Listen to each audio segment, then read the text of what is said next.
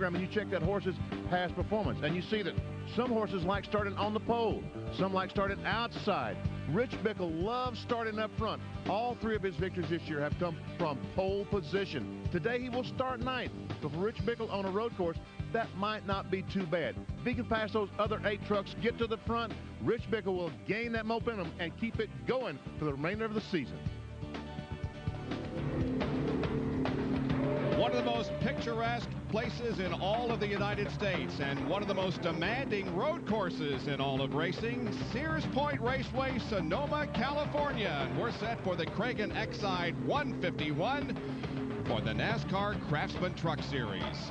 Jack Sprague, a 49-point lead on Rich Bickle as we head into this 22nd race of 1997. The Joe Ruttman in 3rd. Ron Hornaday and Mike Bliss complete the top 5 in the points, with Jimmy Hensley, Rick Corelli, Jay Sauter, Chuck Bound, and Butch Miller rounding out the top 10. Well, if you're trying to figure out who might be the champion, you might want to consider this. Jack Sprague, his best road course finish is 2nd, whereas Rich Bickle's best is a 5th. Jack Sprague averages a 5th place finish, whereas Bickle averages a 17th on the road courses. Jack finished 6th here earlier. Rich's best finish at Sears Point, only 29th. And it's interesting to note that no Truck Series champion has ever won at Sears Point in his title year. Back with more in just a moment.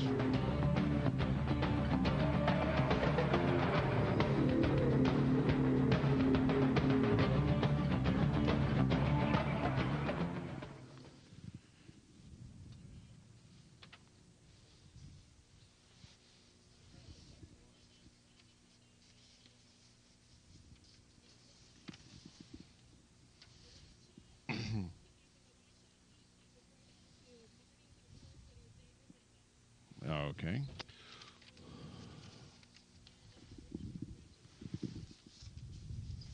Let's crank him up and go racing. Let me need some graphics to look at. Oh.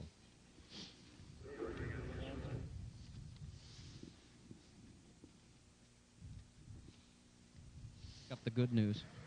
Bob, why don't you do me a favor, because I don't want to break his concentration. Why don't you talk about, Richmond, when his mother died, he loses the ride. I can pick up on the good stuff about how life is turned. Ooh, Benny, help me out here. Oh, Dave? Yeah, on Resendez. Yeah, okay. I don't want to break his concentration going into this thing, bringing up his mother. That's a good idea. Yeah. Good idea, Dave. Good idea, Marty.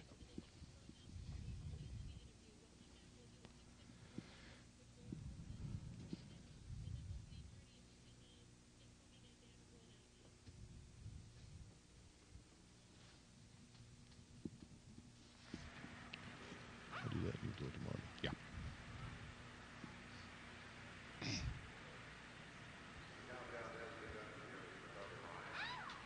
Getting set for the NASCAR Craftsman trucks here at Sears Point Raceway. The defending champion of this race and the pole sitter is Dave Resendez. And in Benny, it's been a very bad way in many ways this year for Dave Resendez. What an up-and-down year he's had. First of all, he's not able to come back to the 7 truck that he won the race in last year. And then he started the year in the 35 truck. Kid goes away. And then his mom passed away just before the Richmond race. But things are back positive again. Resendez back on pole. And looks like this might be something for the year. Let's go to Marty Reed. It absolutely is. The news today from Tom Gloy Racing is that Dave Resendez will not only finish out this year, but he has been signed on to a multi-year contract. Tom Gloy will be exiting Trans Am Racing, and he is going full-time truck racing. Dave Resendez is his driver. Wow, so Dave has some real incentive and some real positive things to think about in the next 60 laps of this race. As you can hear, the truck's motors have been started. They'll be pulling away for a warm-up lap and a half in just a moment. Meanwhile, let's take a look at the road course winners since last year. Ron Hornaday, Joe Nemechek, and Mike Skinner were the winners last year at Topeka, Watkins Glen, and Sears Point. Joe Ruttman won this year in Topeka. Ron Fellows at Watkins Glen. And Dave Resendez will start from the pole position here today. All right, the trucks begin to roll out now, and we will be back with the Kragen Exide 151 from Sears Point Raceway in just a moment. Stay with us.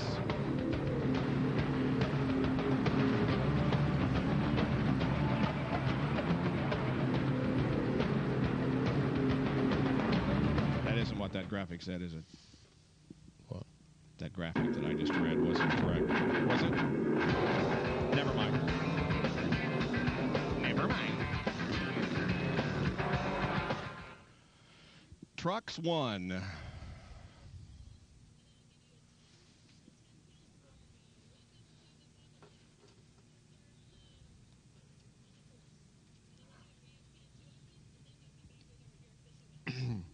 Okay. I like that.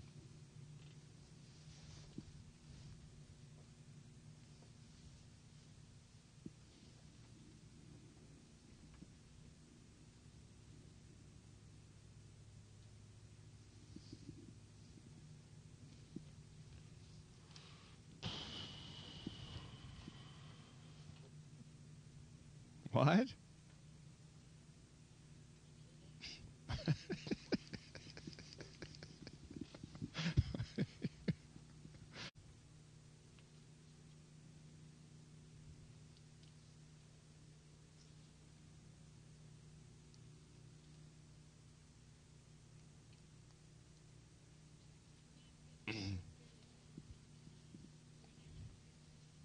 Okay. Okay.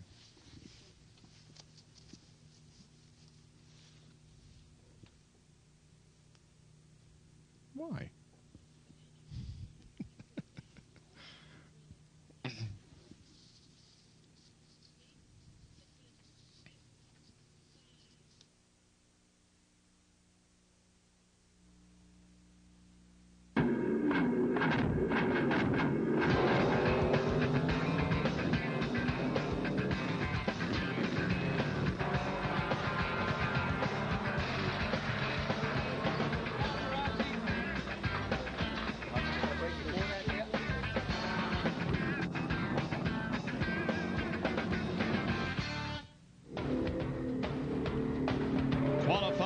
Resulted in the 34 fastest NASCAR Craftsman Truck Series drivers who are set to go here in the Kragen Exide 151.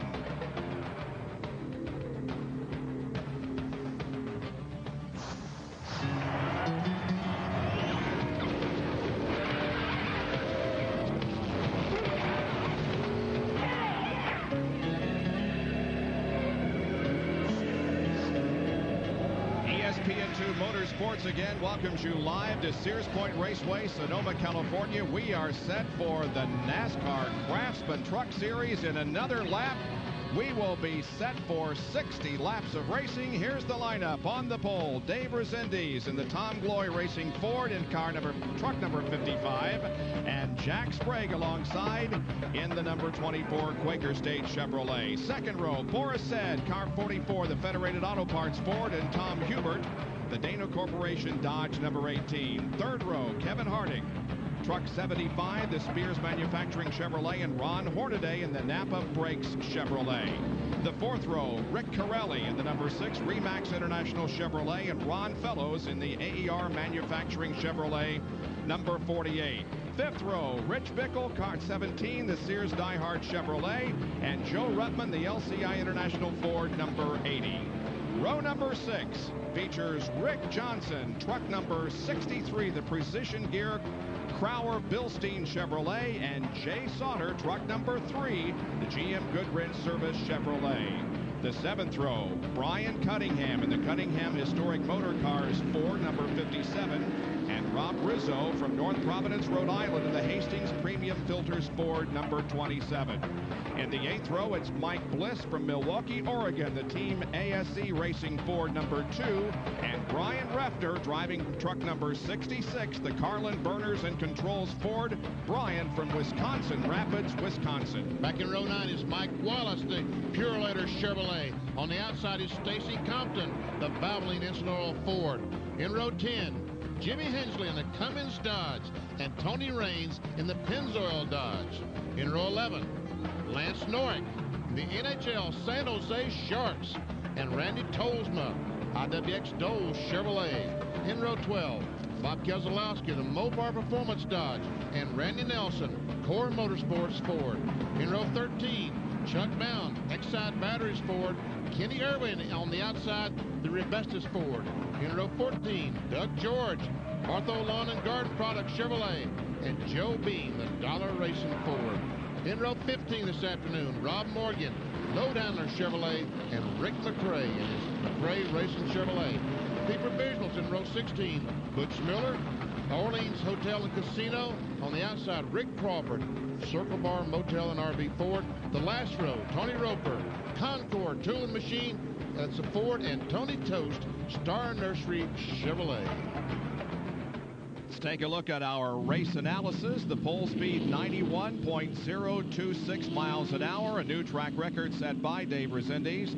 Will go 151.2 miles in 60 laps. There will be a mandatory mid-race pit stop, and the posted purse here over $300,000.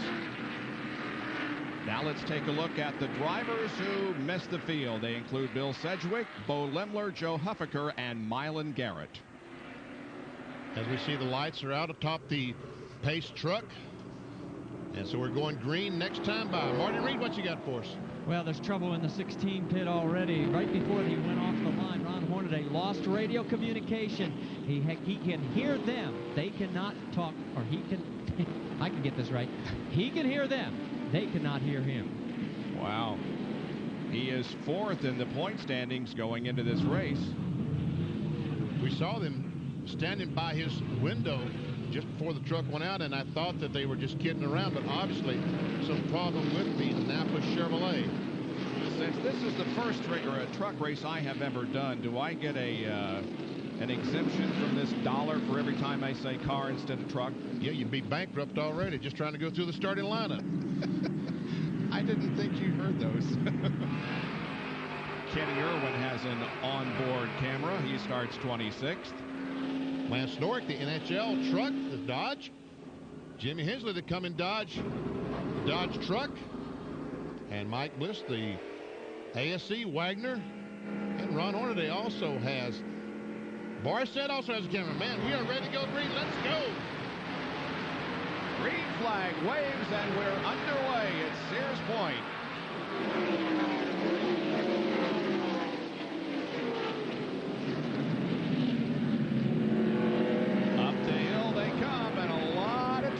Back here in the middle of the pack. Absolutely amazing. They all make it to that corner. And check it out. Boris Sid goes to second spot. Looks like everybody's in good shape as they come up through turns 2 and now 3. Head downhill just a little bit. Dave Resendiz has the lead, but that's Boris Sid in second, then Sprague, and then Hornaday.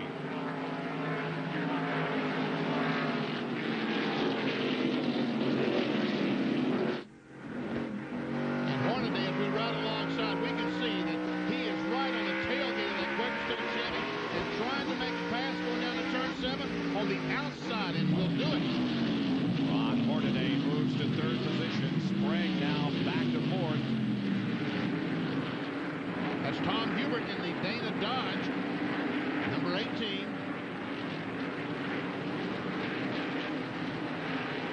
Resendiz in seventh. Oh, Corelli. Resendiz almost missed that corner. We got the left side tires off into the grass, but he didn't lose the position, but it did allow Boris Ed to close in just a little bit. Here's a great passing point now. Is Boris going to go for the lead as they enter turn number 11? Said to the inside of Resendiz. Let's see who comes out with the advantage. It's going to be a drag race to the start-finish line, and Boris Ed, I believe. Well, it was too close to call from that angle. That's up to NASCAR to make the decision who led that lap, but Resendiz on the inside does continue with the lead.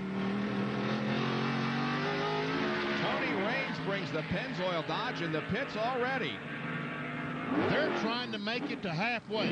They're trying to make it to halfway. That was a strategy move on his part to stop, get some fuel, and try to make it to the mandatory break. Most drivers you talked with said no, they didn't think they could make it to the halfway point on fuel, and so Tony Raines has made a pit stop to make sure that he does, and it could pay off for him. We saw Tom Hubert had been able to get by Jack Sprague, take over the fourth spot.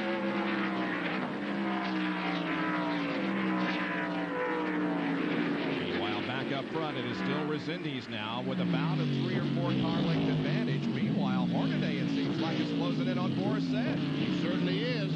Never see Hubert, the 18th, Dana Dodge. All the trucks going to the picture, back to the S's, as these trucks snake down to that backstretch.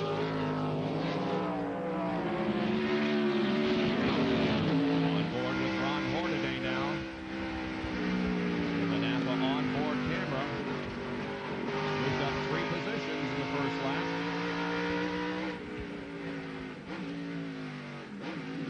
And Marty has an update on Rains. Was that what he did, Marty?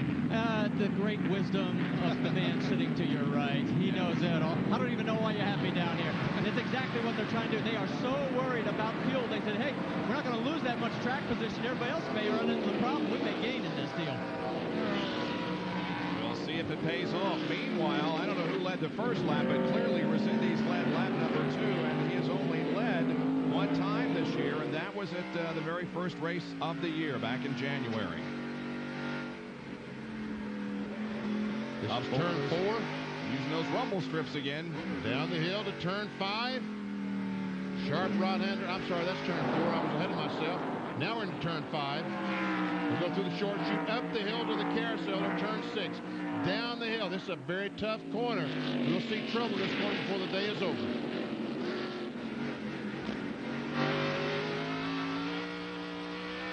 We can hear Boris Said accelerate off the corner, shifting.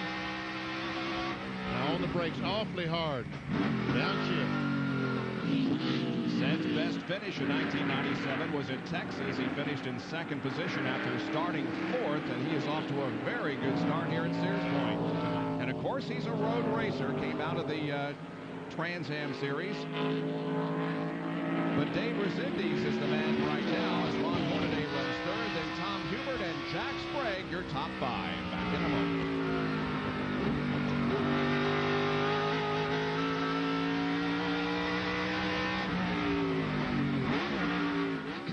Okay.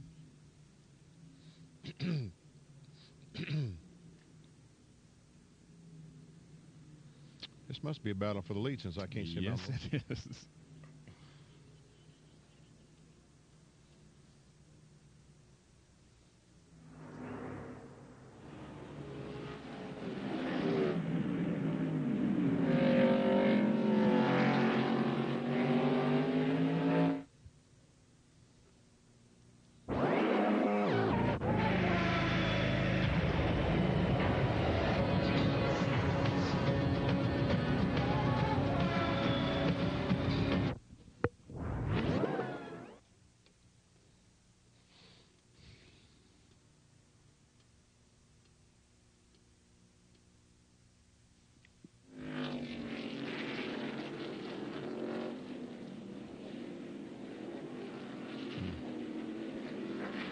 Yep.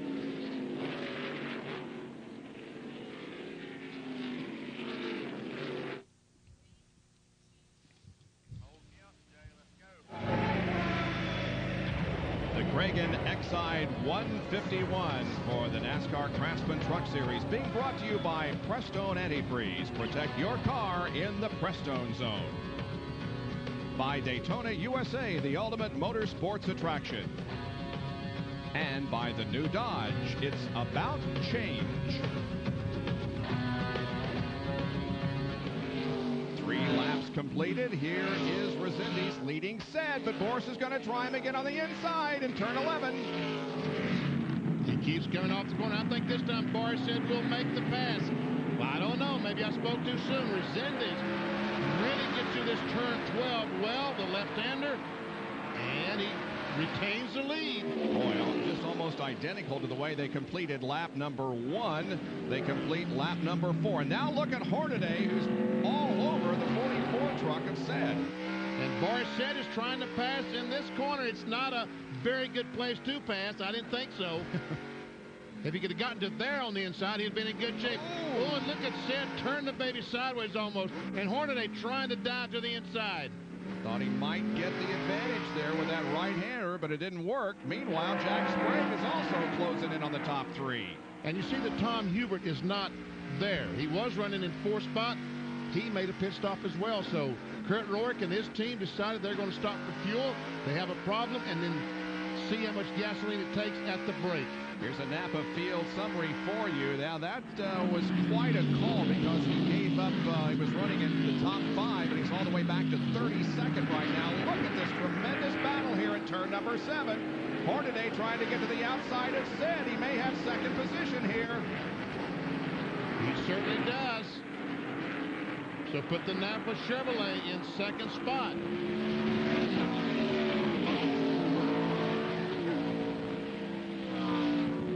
It's obvious, looking at the 55 truck, that they need a sponsor for next year. And tell you what, this run is certainly not hurting their chances of getting that sponsor. Boy, you can say that again. Now we look at Said as he looks to the inside of Hornaday. Will make no move. Hornaday has maybe thoughts of taking the lead here from Resendiz, but again, Dave is very, very good coming off corner 11 in corner number 12 and still maintains the lead as now 5 laps have been completed.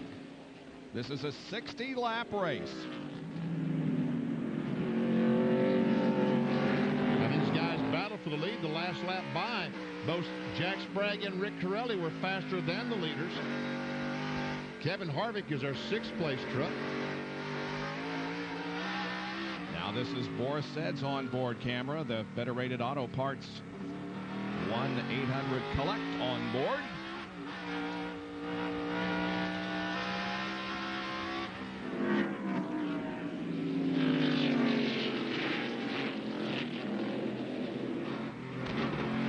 Ron Hornaday up in turn 4 just a moment ago, going in the corner, smoked the right front tire. That's something he's got to be very careful with, because when you smoke these tires, that means they're stopped. And you're flat spotting them. We saw him smoke the tire going in 7 that time.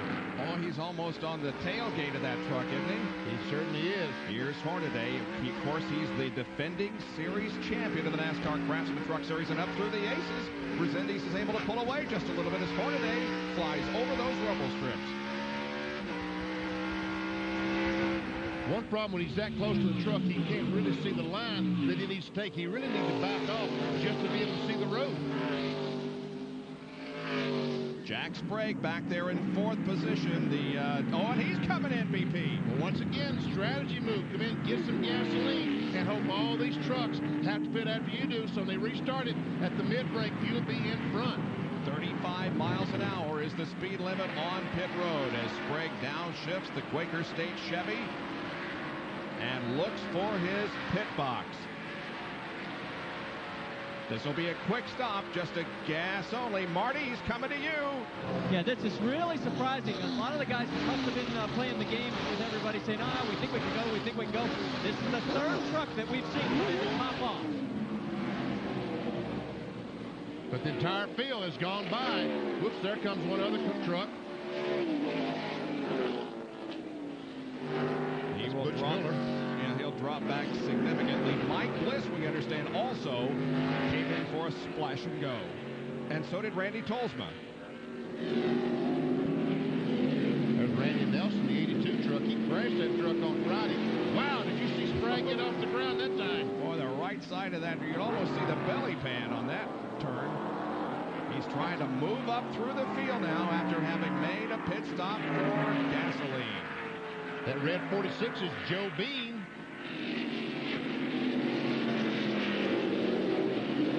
Never seen the 46 truck, and Sprague is right there. The 18 is Hubert, that blue and white truck. He also stopped for fuel a little while ago. This is our points leader, Jack Sprague. And we see these guys smoking there. We see the damage on the left side of the 82 truck. And Joe Bean hits the gasoline, almost spins. And Jack Sprague will drive by. Meanwhile, back up front, let's see what's happening. Well, Hornaday within about a truck length and a half, maybe, of the leader, Dave Resendiz, as those guys have cleared themselves from Boris Said and everybody else. Did every other car pit? Every other truck? And Boris Said is the 3rd place truck pitted. Gasoline only. You cannot change tires on these trucks. While Boris gets gas, the 75 of Kevin Harvick has moved to 3rd place. And we have other trucks that are coming in. There's Rick Corelli, who's just moving out after getting a top off.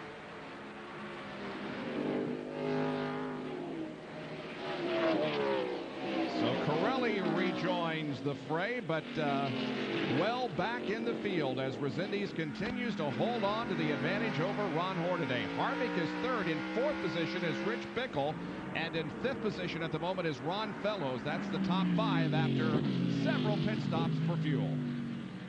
Wow. And we can see what a great lead that these two trucks have on Kevin Harvick. Oh, we got some trouble. Sprague's involved, isn't he? Sprague is involved, yes, and we still got the truck spinning. We see Sprague back on the racetrack, and there's some damage. Some heavy damage to the 02 truck of Rick McRae. And Randy Nelson is also involved, the 82 truck. Well, he had a hard crash here on Friday, trying to get back on track, and he pulls onto the track just ahead of the Keselowski truck. And there's the 02 of McRae. He's got some heavy damage, Benny, on the right. Yes, he does. Well, all kinds of things were happening up here. Let's take a replay and see if we can see what started it all. There we see Hubert going on the inside of Crawford. And said, but the problem was behind them.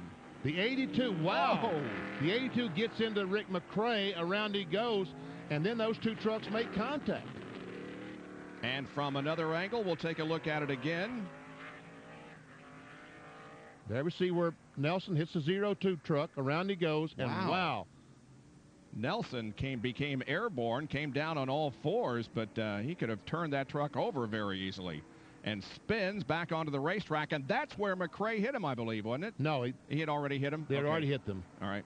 But I don't believe Sprague had any damage to his truck. I just think he spun and avoided hitting everything else. There's McRae. Rick McRae from Highland, California.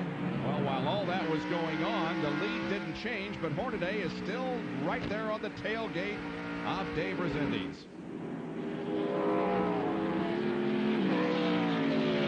And we understand that Rich Bickle gave up one of his top 5 positions for a fuel stop. So he's dropped clear back to 15th. Rob Morgan in the 77 truck, Rick Crawford in 14, and 17 is Rich Bickle, the winner of the last NASCAR Craftsman Truck Series points race in Martinsville, Virginia. Well, 9 laps out of 60 have been completed. A great battle going on up front between Resendiz and Hornaday.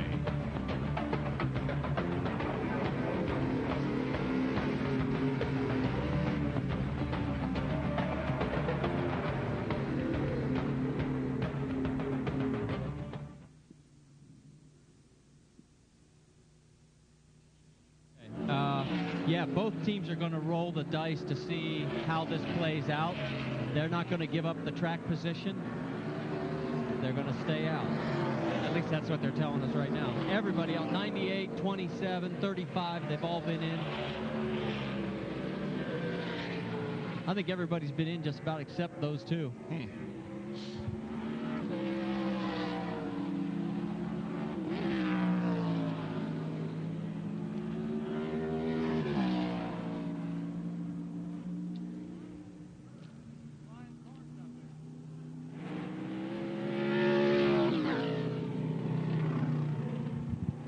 They're saying 02 has parts falling off out in the track.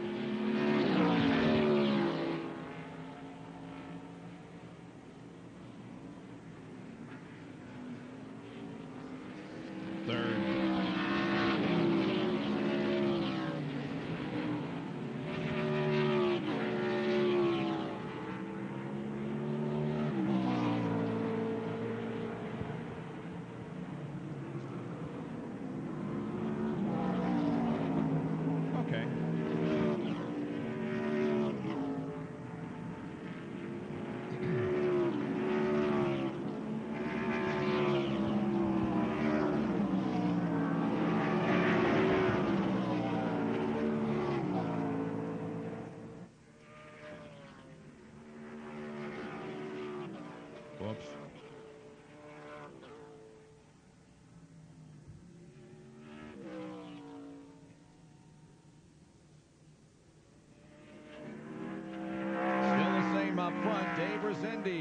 about a half-second advantage on Ron Hornaday. Those trucks running 1 and 2. In third position is Ron Fellows. Fourth is Joe Ruttman. And in fifth position at the moment is Rick Johnson. But several have made pit stops. Now we're looking for the driver who is currently running in sixth position. For those of you who are with us on the NASCAR Winston West race that was held here just a few minutes ago, won by Butch Gilliland, Jay Sauter finished third in that race, and here he is running sixth. Well, we see that Jay started in 12th spot, and in 10 laps has worked his way up to sixth. I would feel that that 100 miles that he was able to run helped him get ready for this NASCAR Craftsman Truck Series race. Marty Reed? Yeah, Benny, I had a chance to talk with him just as he was ready to climb into the cockpit. He was soaking wet, but I said, you got anything left? He says, oh, plenty. He says, that really lifted my spirits. He says, I didn't expect to finish anywhere close to the top three. Well, that's something else we didn't talk about. We talked about in the Winston West race about how he would be a little bit more familiar with exactly what the track is like. But when you finish third, I guess it would lift your spirits, wouldn't it? Certainly would. We saw Joe Ruttman, the LCI truck, head for the pits. There he comes. So obviously, obviously these trucks cannot make 75 miles on a tank of fuel. I don't know when that the 55 Resendez and Hornaday, the 16 truck, are going to make their stops. If they're going to. Marty? Well, as the 80 truck pulls in and Joe Ruttman gets some fuel, I'll tell you that the other two, the front runners, the 55 and the 16, they're going to wait to see which one blinks first. Oh, well. And they could wait too long, and you don't want to run out of fuel, say, in turn 2 of this track, because you'll never make it around. Joe Ruttman was the winner at Topeka, the road course. We see the tape on the windshield to keep the sun out of his eyes. He's third in points coming into this event. Meanwhile, back up front, still just about the same. Resendez has pulled off 2 or 3 car lengths. I mean, right now the 16 truck is starting to have some problems. He's starting to push in the corners. He's going in, and the truck is not turning. We can see that Resendez, the only way he's turning the truck right now is he's hitting those strips and getting it sideways and making it turn that way. Here they are around turn number 10. Onto the straightaway. There's our points for the green truck, the Quaker State truck of Jack Sprague. Trying to work his way back up. There's Mike Bliss in the 2, Chuck Bound in the 99, and the 46 is Joe Bean. And Sprague behind him. Bound has some damage to the right front of his truck. See the air dam or front bumper is damaged on that truck. As we look back at his from Mike Bliss's truck. Yeah. Pretty good damage there on the Exide 99. That's Joe Bean, once again, the 46 in the red truck. And he's still in front of Jack Sprague. Yep.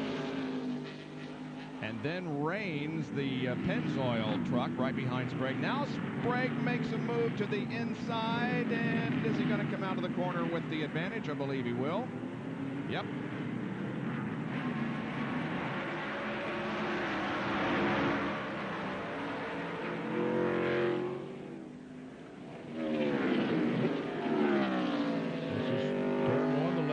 Now they'll make the right-hander up to turn 2, and he goes by. Oh, what's wrong with Bound? Wow, what kind of deal was that? Gee whiz.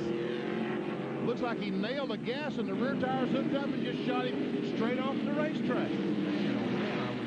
That was a weird-looking deal, wasn't it? Sure was. I couldn't figure out what in the world was going on. In any case, Sprague just took 15th position from Chuck Bound, and now Chuck loses another spot to Joe Bean.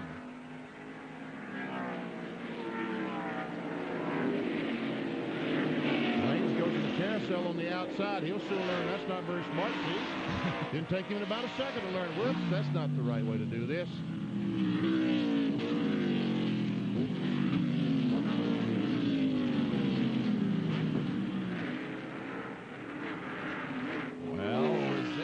Now has more than a second advantage on Ron Hornaday, so you're right. Hornaday's truck not handling the way it was just a few laps ago. We'll be right back.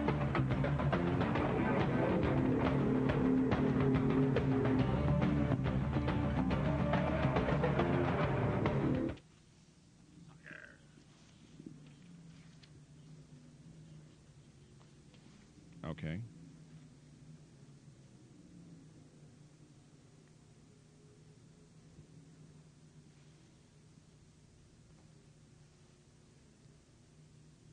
Kevin, if that's any good, tell Jill, because that's the only chance we'll probably get to use them if we find something for them. They're both sort of struggling.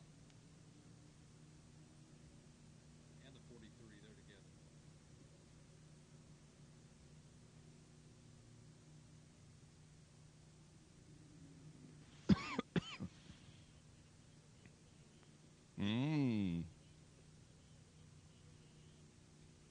Okay. Okay.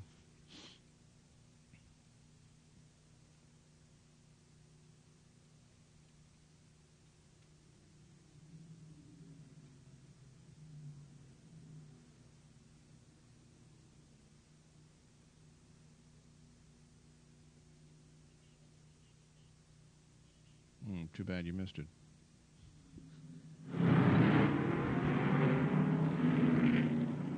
Okay.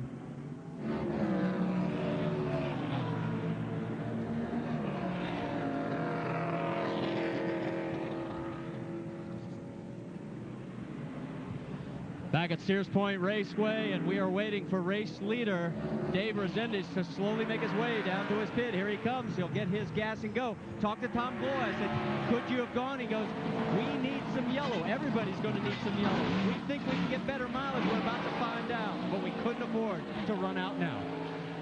Well, you definitely cannot afford to run out. You see this truck take off? If you run out of fuel right here, you're not going to make it back to the pits. Nope. So, you know, you're right. You've got to stop. If you know you can't make it, sooner or later, got to get some fuel. Even if you run out in turn 7 or 8, you're not likely to make it back to the pits. So right now, Hornaday has an 11-second lead on the second-place truck of Ron Fellow. And I'm wondering now, Benny, we heard Marty say that one of them was going to wait for the other to blink. Well, Resendez has blinked. Now we're going to see if Hornaday is going to follow suit maybe next lap. This is Jimmy Hensley going in turn 2, the right-hander. 21st spot is that's Lance Norrick. Right behind him, we're riding on the Cummins Dodge truck, and that's another Dodge behind him, the NHL truck. And now we switch to Lance Norrick's onboard camera. And we see Mike Wallace up there trying to get on the inside of Chuck Bound and race down to the corner. Turn 5.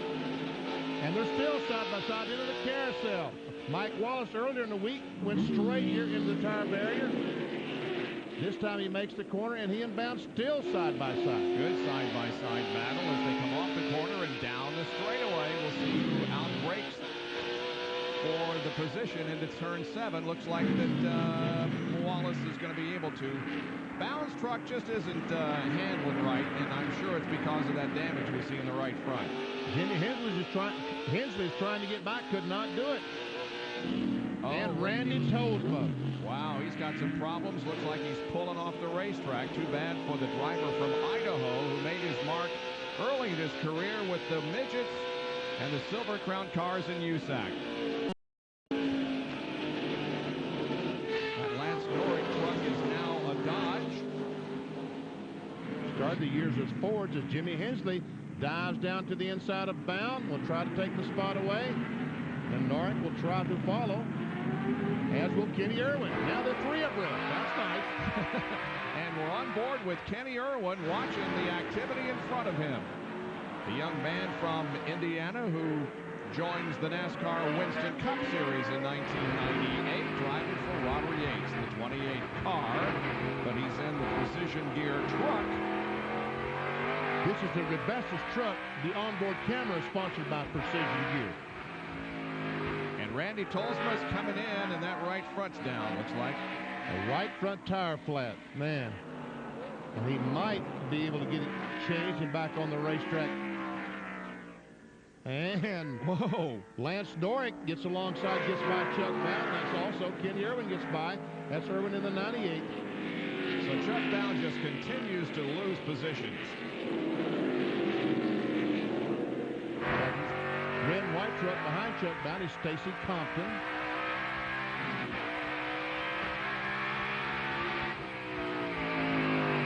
And Compton dives down to the inside of Chuck Bound. Uh-oh. Did you hear it sounded like the transmission was blowing up on this 98 truck as he coasted to the turn 7 here at Sears Point Raceway.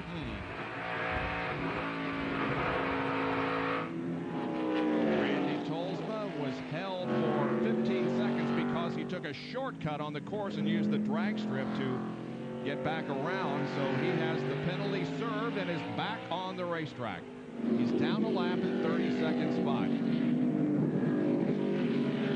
Dave Resendez is at 8th spot. We saw him just a moment ago after that pit stop. He has fallen back to the 8th spot. Meanwhile, we check on Pirelli, Bliss, and Sprague. Where is this? 12th, 13th, and 14th.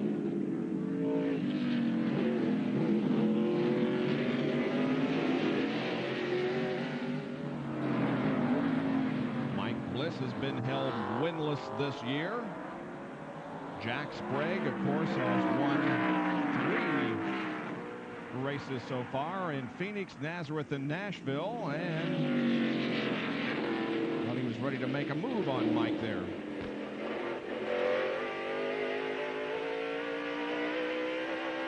Mike Bliss has been in. He has gotten some fuel.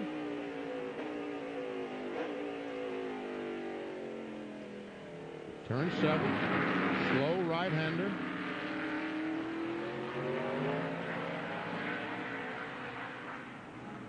Up through the S's once again. At 75 is Kevin Harvick. There is the leader, meanwhile, Ron Hornaday, as 17 laps have now been completed. Running in second spot is Ron Fellows. Third is Rick Johnson. Fourth is Jay Sauter, and in fifth position now is Tom Hubert in 18. And Hubert was one of those who stopped, so he's already worked his way back into the top 5. And you know, Rick McRae, we saw him involved in that crash. He's been right in front of the leader for about the last 4 or 5 laps. So Rick McRae's truck, he is running well. There we see Ron Fellows, a 48 truck. Rick Johnson, 63. Jay Sauter in 3. Second, third, and fourth right here. Good battle. Ron Fellows won at Watkins Glen in the NASCAR Craftsman Truck Series. His sponsor, AER Remanufacturing out of Dallas, Texas. Longtime sponsor. And Ricky Johnson dives to the inside. Oh, and he goes straight. But he got the position from Fellows. And so put Johnson up into third place. Second place. Second place. This is second, third, fourth.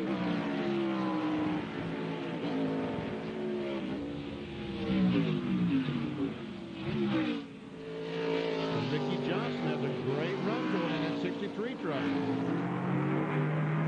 He's only been in one other race this year. That was at Watkins Glen. He finished 8th. He started 11th in this one and is up to the runner-up spot. Ricky Johnson. They're trying to get situations together to run the entire season, 1998, in that 63 truck. And Sauter putting a little bit of heat on Ron Fellows for third spot. Back in a moment, Hornaday leads.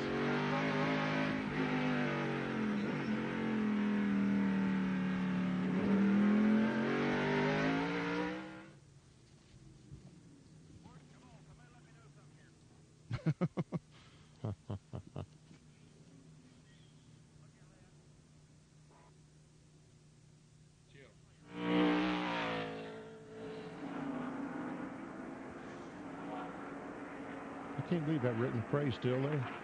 Yeah. Good run. Yep.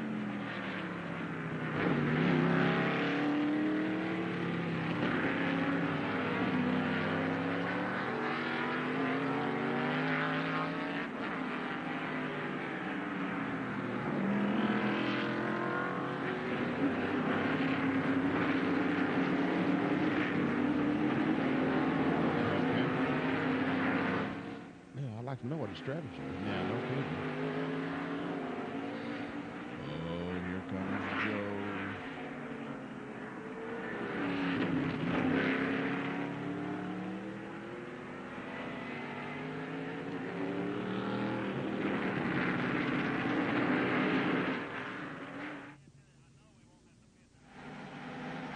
blowed up. It's blowed up. Yeah, he took the window net down.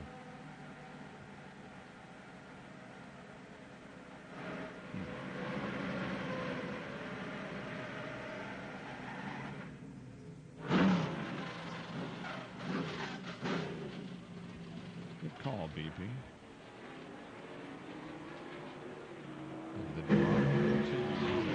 No, he took the window net down. Get it up, guys.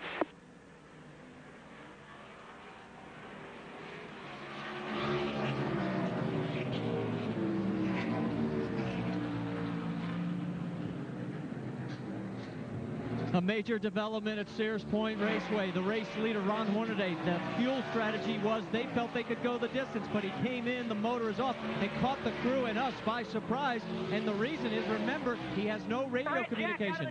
They cannot hear him, so he had to come in. They're working up underneath. He's taken the helmet off. The chances of victory have gone down the drain. Wow. Wow. What a development that is. Here's a new leader, Ricky Johnson, the 63. And check it out. Tommy Hubert is in second spot. And, Bob, he stopped for gas. That's right. He was the first, I believe, to make a stop, and he's all the way up to second place. That is Sauter running in third place, the black number 3 truck. But there's a great battle up front between Johnson and Hubert. This ain't going to be a battle for long, I'll tell you that. When they get down to turn 11, watch this. Oh, yeah, right. Watch this. Check this out. Have I got enough brakes? Yeah, we got brakes. We're going to make contact, probably. Tommy Hubert takes the lead. And folks, he is stopped. So it certainly played into his hands. Tom Hubert goes into the lead here at Sears Point. Boy, what a race, but the disappointment that Ron Hornaday has suffered must be great, Marty. I think you can see the expression on his face. We're hearing that it was a transmission, is that correct? I don't know, I can't tell you. It just started vibrating real bad in third, but Napa Chevrolet's been running good all the time. It's just, we got to get this bad luck out of our way. And that's racing. I mean, it's a lot of fun out there at Sears Point, but you got to be easy on the transmission, so maybe I just pushed it too hard. Well, Fred told me that you guys were going to gamble and try and go all the way to the mid-break. Could you have done it? I shifted real early, and they're leaving me lap time, so you never know. We've done it before, and I don't know, Buster's been tuning on that motor, and the Napa Chevrolet's been running good. We're going to gamble on it, just hard shifted it. You never know. Ron Hornaday, this will be his 5th DNF, guys, and last year when he won the championship, he finished every single race. Well, certainly a major disappointment, but look at Tom Hubert, who is pulling away from Johnson. Hubert is only in his 4th NASCAR Craftsman Truck Series event. He has never finished in the top 5 or the top 10. Look at him slide through the corners. Oh, baby, did you see that? He looked like he was 45 degrees sideways through the S's. His best finish, get this, has been a 23rd at Colorado in July of this year, and his average finish is 27.3. And this guy is looking very, very good here in the first 20 laps of this race. Oh, the 77 of Rob Morgan is off course, and this is going to bring out a full course caution, the first of the afternoon. It definitely will bring out a caution flag, and they don't race back to the caution.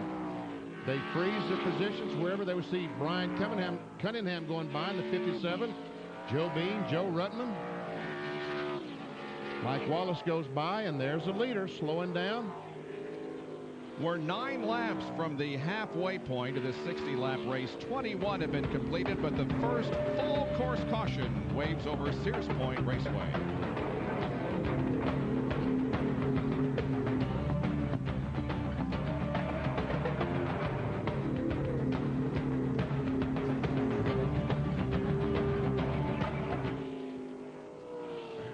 We're doing good, too.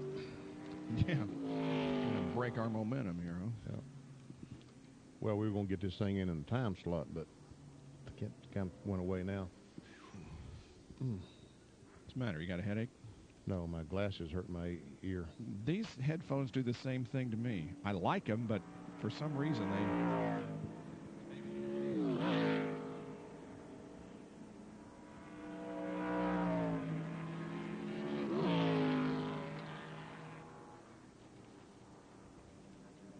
Somewhere, Rick McRae is still in the lead lap, ain't he? Yeah, attaboy, Ricky. Where is he? He's 28th. Oh, yeah. Well, Clyde the Bulldog, I bet's happy too. I bet he went, what? Yeah.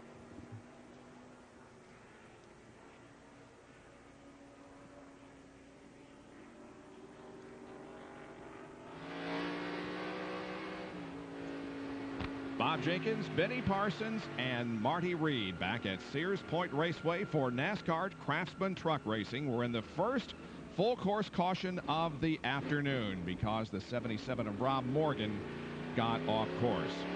Well, who won the football games this afternoon? Well, you can find out by tuning in tomorrow at 7:30 Eastern Time on NFL Prime Monday. Not only the statistics and the results of today's games, but then we'll get you set up for the Monday night football game of the week between the New England Patriots and the Denver Broncos at 9 o'clock Eastern Time. A battle of the unbeatens. Don't miss it. ABC's Monday Night Football tomorrow night at 9 Eastern.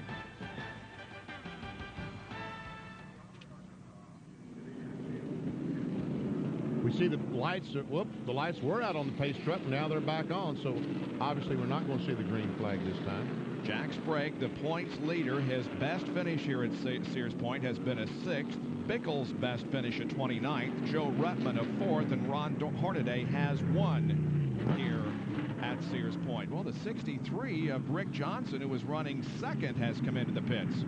He obviously has not stopped and got his splash of fuel that he's going to need to get to the end of the race. There we see the gas man. Just 1 can of gasoline is all it's going to take. Yeah, they just didn't want to take the chance, Benny. They said, look, we've done so well so far, we don't want to screw it up now. So they decided to bring him in, top him off, and at least get him to the mid-break. Rick Johnson from Encinita, California, in the Precision Gear Chevrolet. Never see Rick have to stop at the end of pit road and let every car on the racetrack go by, every truck on the racetrack go by. Wow. And just think, now I've got to pass to win this race. I got to pass every one of those trucks again. Yep. He's still sitting there, and they're still going by. And Morgan, for whom the caution is waving, has gotten the truck restarted and is coming in to the pits. Somebody have to tell me how to pronounce the sponsor on that truck, because you see the jack going on the left side, so obviously a transmission trouble or a transmission problem.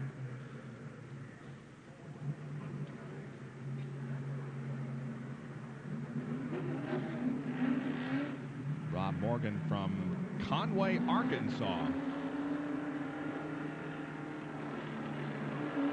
Rick Crawford is currently 10 laps down in 34th position, 34th and last after having started 32nd. Obviously has been in the garage area changing transmissions, gears, or something on that 14 truck. He's 17 points behind Kenny Irwin in the Cintas rookie points battle. Where'd you find that number 17? Oh, there it is. I had it in my head, Vinny. Oh, okay. Well, thank you for putting it on the screen so I would know. Stacy Compton is 30 behind. Tony Raines 33. A lot of rookies in the series. Some of them are you're seeing there in the top 10 are not racing here this weekend. Well, while we're under caution, we'll take another break here at Sears Point. 22 laps completed, 8 to the halfway point. Hubert leads.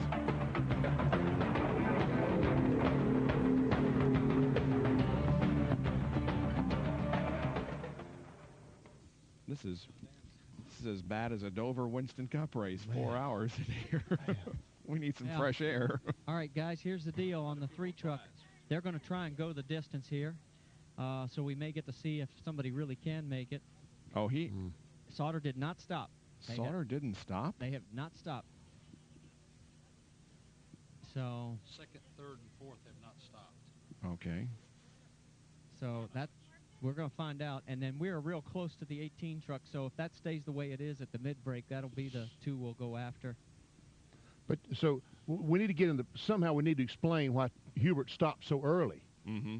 Well, because Well, see, but he's now leading the race. That's why he stopped so early. Track position, you're right. Just for track position, we need to. And Benny, I think you're right, because that we're going to see that same thing have to happen again unless one of these trucks actually does go the distance, and then that puts the fear of you-know-what into everyone. I mean, if Sauter can go the distance and be in second spot, I mean, he's got control of his own destiny. This caution flag is sure helping him. There's no doubt about that. Dead battery in the 19. Okay.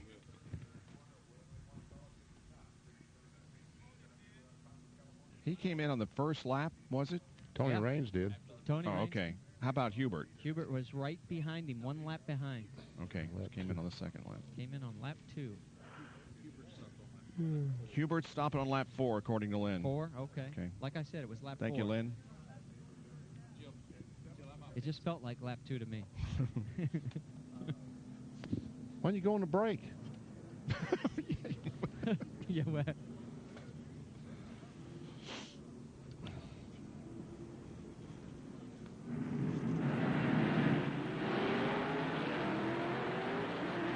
Pace truck pulls off, and as you rejoin us, we go back to green here at Sears Point. That's Tom Hubert, the leader of the race.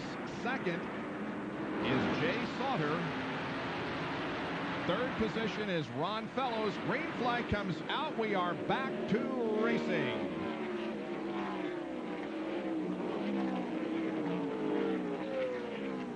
Boy, what an outstanding job Hubert has done. Now, remember, he pitted, Benny, on the 4th lap of this race to get fuel. Because he knew that he was going to have to pit to get fuel, and he felt like that every other truck he would have to pit.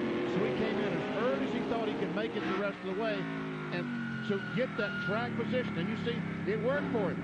He stopped, let all the field go by, but then when they started stopping, he passed a few trucks, and he's now back in the lead. Outstanding job of driving. Look at him pull away from Sauter. There is Fellows in 48, and Boris Said has moved back up to 4th position.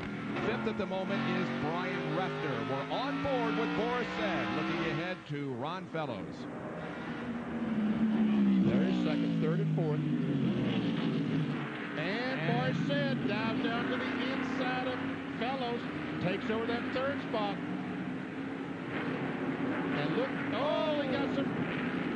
Corelli is. Oh, it's 66. Oh, is it? And Mike Bliss. Brian Refter and Mike Bliss have spun up in turn 7. Go. Both trucks, I should say, get headed in the right direction, so no caution. A lot of dirt, though, kicked up on the track there in turn 7. Well, Mike Bliss was running in 10th position. Here's a pass for second. And a tipped pass, and maybe a pass, and it is a pass. Boris Said goes to second, but here comes Jay Sauter battling back in turn 12. Oh, they're side by side at the line. Might have been a little contact there, and check it out. Dave Resendez, the early leader, has worked his way back into 4th spot, the blue truck, right behind Jay Sauter.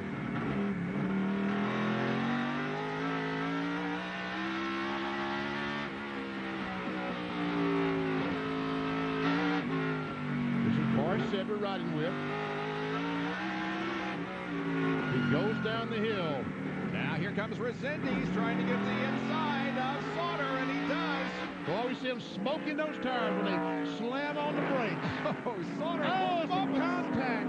Sauter sideways after some contact with Resendez. And Randy Toll from the 61 truck had a flat tire. He is a lap down. He'd love to get by all these trucks before the break. He's currently in 30th position. There are 29 trucks on the lead lap. Here's Resendez. He's going to try to outbrake Sauter again in turn 7. He pulls alongside. Clear behind him. Got him. Takes a spot away.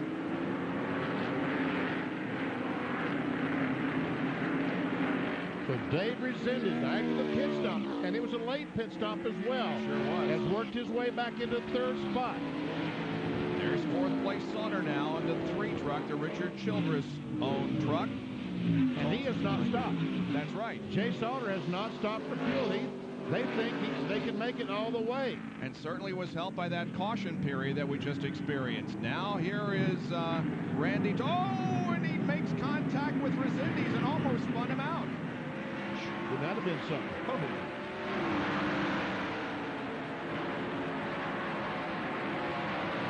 There we see the 17 truck of Rich Bickle. He's currently running 5th.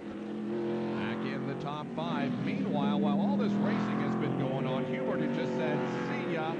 His advantage over Borised has been stretched to more than 3 seconds. Let's take a look at that contact, Benny. You see, the 61 truck of Toldman, he dives down to the 3, but he doesn't expect that 55 to turn across him, and he just turned right across the nose of the 61 car. And you're right, Bob, very close to spinning the 55 out. And Kevin Harvick has stopped. Could have a full course caution here because of this. This is right at the start-finish line. That's what I thought. That's the end of pit road right there, isn't it? Yes, it is the end of pit road. But Harvick is stopped now. He gets the truck fired up. And so no caution. Meanwhile, let's go back and see what's happening. There's Hubert. What a great run for that kid. You know what Tom Hubert does during the week, Bob? He works for Kurt Roy, doesn't he? He's the shop foreman for the guys who maintain these trucks, the 18 and the 19 truck. Give me that thing. I can show you what to do with it. Exactly. There's Rich Bickle, who's up to 5th position. He's 2nd in the points. The leader of the point standings, Jack Sprague, we see him right behind these trucks. He's currently in 8th spot. There he is, that green truck back there. Now let's take a look at how they're running. Sprague, 2nd. From 2nd to now 8th. Bickle, now 5th. Ruttman is 6th. Hornaday, 33rd out of the race. Bliss is 25th after a spin.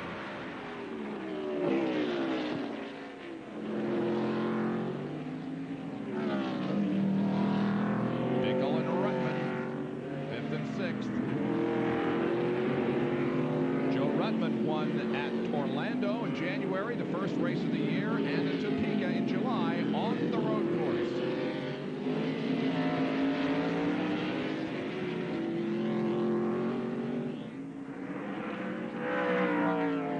Randy Tolsma trying awfully hard to get by that 3 truck. There's see Corelli go by. There's Tony Reynolds, the 19 truck.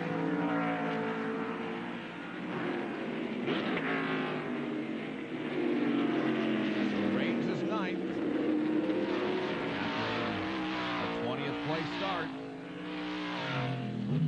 The 19 truck, the Pennzoil truck, is a teammate to the 18 of Tom Hubert, the leader of the race. See Brian Cunningham, the blue and white truck behind. There he goes. Boy, just checking out on these guys. Remember when the NASCAR Winston Cup Series came here for the Save Mark Supermarkets 300, Tommy Hubert qualified the 78 car, the Haynes car, into the field.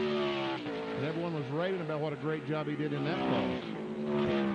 And we have seen him here in a Southwest Tour race run so well before. Uh-oh, Randy Tolsma! Contact! Still there. Morton Sauter wide.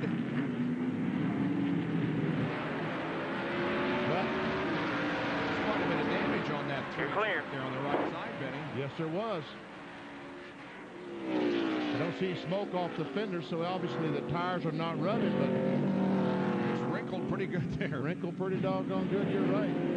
By the way, Kevin Harvick is safely off course. There will be no full course caution. However, we will have one, the mandatory one at the halfway point, or the mid-race break, as we're calling it, in about 2.5 more laps. Mike Bliss comes in. He's lost a lap, or was close to losing a lap, but is pulling behind the wall.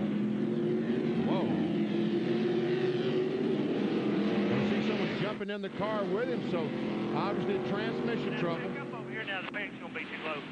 Bliss is 5th in the points coming in. Meanwhile, it's Hubert still leading the way in the Dana Dodge. The 82 truck of Randy Nelson off course once again.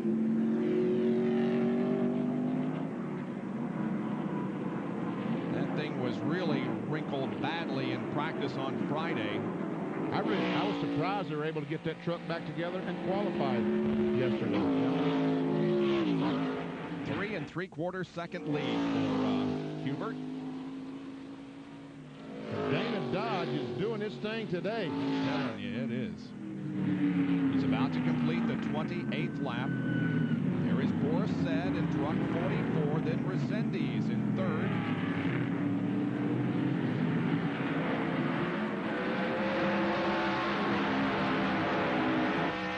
Really got to give a call to Resendiz because he's a modified driver, open-wheel driver from New England. Tom Gloy, the owner of this truck, now is a road racing. It's a road racing team, but Resendiz jumps into this thing and just acts like he's been doing this all his life. Yeah, he's put on a great show, and when you consider that he is the defending champion of this race, it's not a coincidence that he is on the pole for this year's race. There's Jimmy Hensley and who, Lance Norrick? They're still battling for position. Right now, they're back 12th and 13th. Been running together all day, the two Dodges. Oh, Jimmy Hensley gets on the ripple strip. Jimmy Hensley, not one of those that you would think of as a road course driver, but he's doing fine here today.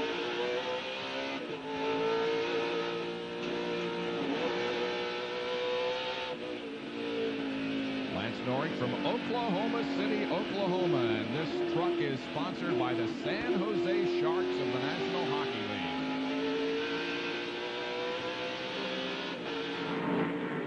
The battle for second as Boris and Resendiz has gotten around Boris. Exactly. Resendiz has passed Boris and gone into second spot. Dave, you are the man. I'm telling you. Wow.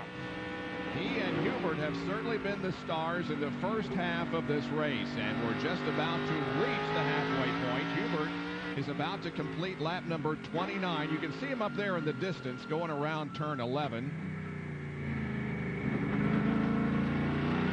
That 55 truck really has a weird line into turn 11, but he comes off so well with that line. He comes off the corner very, very high, almost to the point of rubbing the wall. Here is the pass and how Resendiz got it in turn 7. On the outside, you would think the 44 truck has the advantage, but no, it's Resendiz that gets the grip off the corner and takes second spot away. Very impressive move by Dave. He's now 3.5 seconds behind Tom Hubert, the leader of the race, as we're near the mid-race break. 29 of the 60 laps have been completed.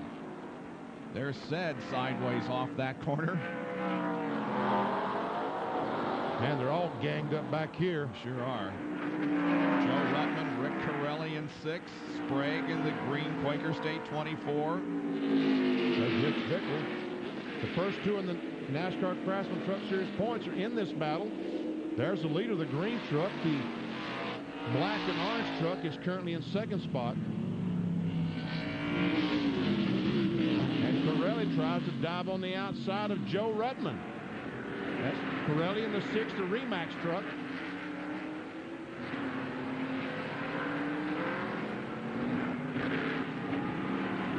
Well, Jay Sauter looks like maybe I shouldn't say it yet. It looks like he's going to make it as far as the fuel is concerned. They're through the S's and near the mid-race point. But the worst thing in the world could happen to Jay Sauter would be take the halfway, the caution flag, and then on the slowdown lap, run out of gas and not be able to get back to the pits. Yep. Well, they could get him back to the pits, but he would not be able to do the work on the truck that the other team's going to be able to do. Remember Topeka, he was leading the race with 1 lap to go and ran out of fuel. So there's the 30-lap mark. No caution yet. Boy, this is not... This isn't something he wants to see, huh? No, it certainly isn't. But it might be something that the other teams want to see because now they're going to complete 31 laps before the caution flag. Maybe some of these trucks can run 29 laps. Oh, and Brian Raffman has gone straight someplace on the racetrack. Wow. Let's see where that is. Well, it's on, what, turn 2? Turn 1. Turn 1? It's turn 1, 1A, actually. This is where Richard Petty, remember a few years ago when Richard Petty hit the wall? Yep. This is almost the same spot, but obviously Reffner got in that jam before he got to the concrete wall that the King hit. All right, we have the tail end of this incident. Let's take a look. Well, it doesn't look like he nosed in real hard. He'd scrubbed off a lot of speed before he nosed into the dirt and the tires there.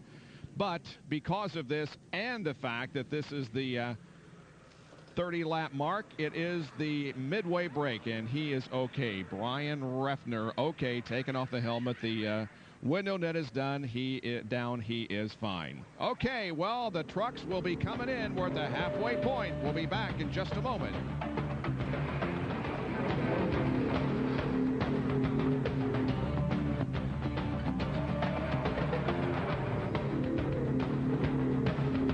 Looks like Norick was slowing down there. Norick was out of gas. You might need to, you know, use that onboard camera or whatever in the 90 truck. He ran out of gas. Jill, here's the thing. Our 3 front runners are really spread out, so I thought I'd do Hubert. I got some, thanks. Toss back to you guys.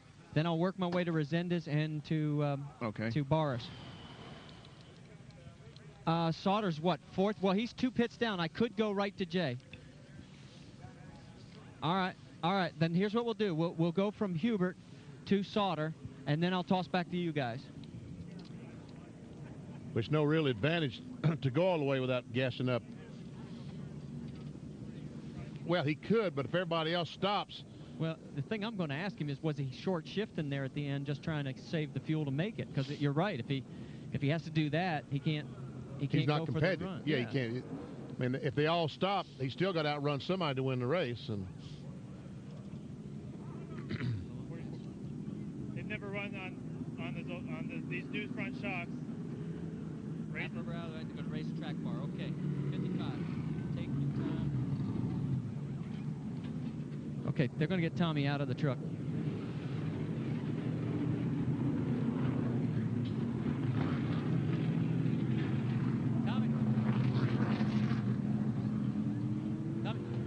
Well, we are back at Sears Point Raceway at the mid-break, and Tommy, most of the time the guys don't get out of the truck. Why are you climbing out?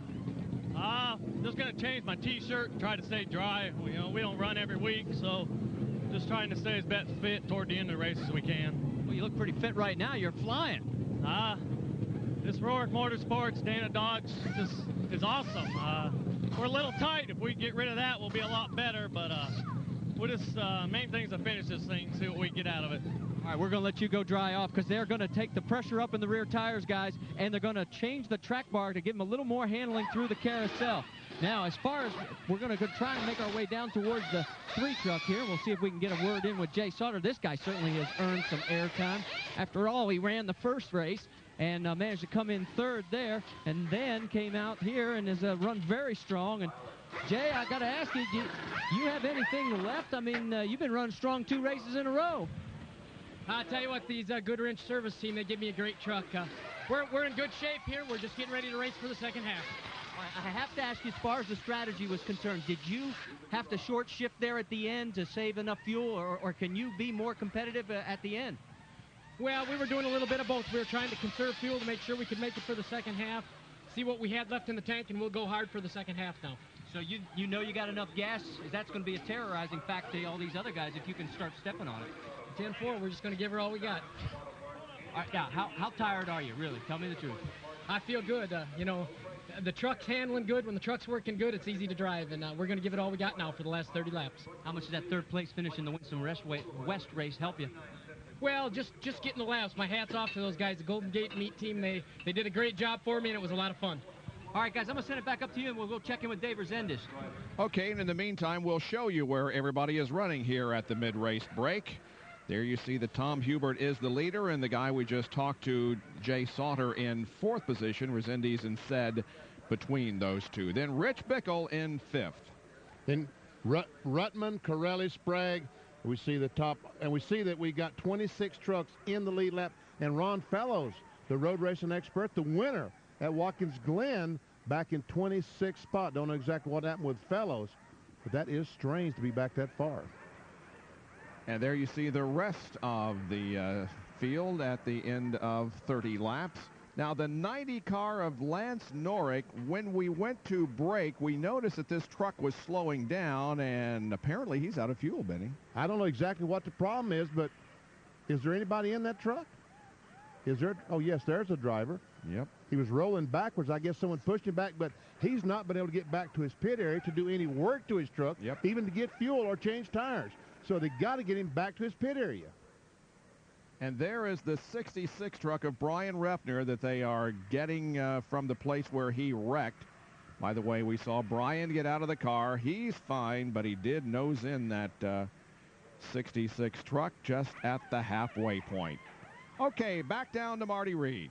Well, we're down here with Brian Refner. He's trying to get attention of one of his crew members, or with Dave Resendez, I should say. Let's go ahead and get this exchange here. Right on the left-handed. Just do an adjustment in the back. Just wait a minute. Go ahead. What adjustments are you going to make? Because it looks like this truck's very competitive. Yeah, we're pretty fast. I'm just a little bit tight in the left hand. I'm just telling Ernie we need to take a little bit of wedge out that way, and we're good to go, man. I don't know. I thought I had a tire going down, got a little bit tight, and I wasn't used to that after we stopped and get a splash of gas. But I guess we're going to be all right. We'll see what happens. Now, Dave, I got to ask you, everybody, it looked like Hubert came in on lap 4. He ends up taking gas, going the distance. Can you go the distance, or are you going to have to stop, and when will you stop this second time around? I don't know. I'm just a driver. No. They're going to do what they want to do. That's really good. Let's blame it. Put the blame on somebody else. We're going to move on back because they're making that adjustment that he asked for. Let's go on back and see if we can catch up with Boris said, because Boris has got a lot of road racing experience. Here is Rich Bickle. He's got a good run going, considering the fact he finished like 29th here last year. He's climbing back into the cockpit. Right behind him in the pits, here's Boris, got the helmet back on. You don't even look tired there, buddy. No, we're pretty good. I mean, Federated Parts truck's running good. We're just a little too tight, so we're making some changes, hopefully to get the front end to grip a little better so we can have something to show in the second half. All right, got to ask you, does anybody have the ability? Sauter did go the distance in that first segment. Can you stretch your fuel, or are you going to have to do one of these early pit stops again? We're going to have to stop for sure. We're nowhere close to making it the whole way. I don't know how he can do it. I'm sure he's going to want to talk to him after the race, though. Okay, well, the work goes on down on pit road as everybody tries to adjust their trucks and make them handle just a little better for the second half of the race, which is coming up before too long. We'll be right back.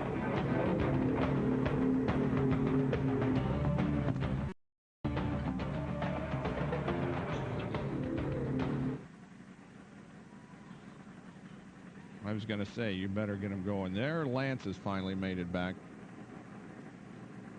Welcome.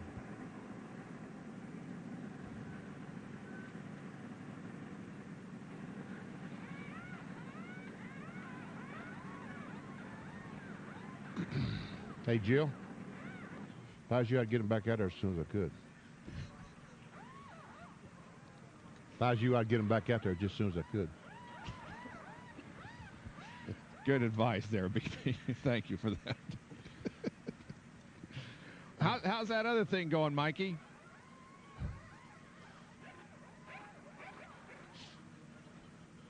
Hey, Marty,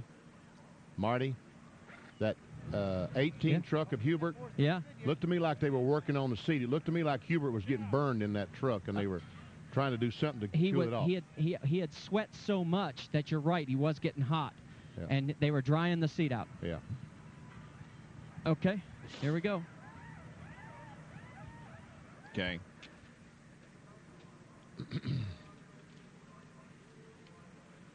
Never say die. Not this team.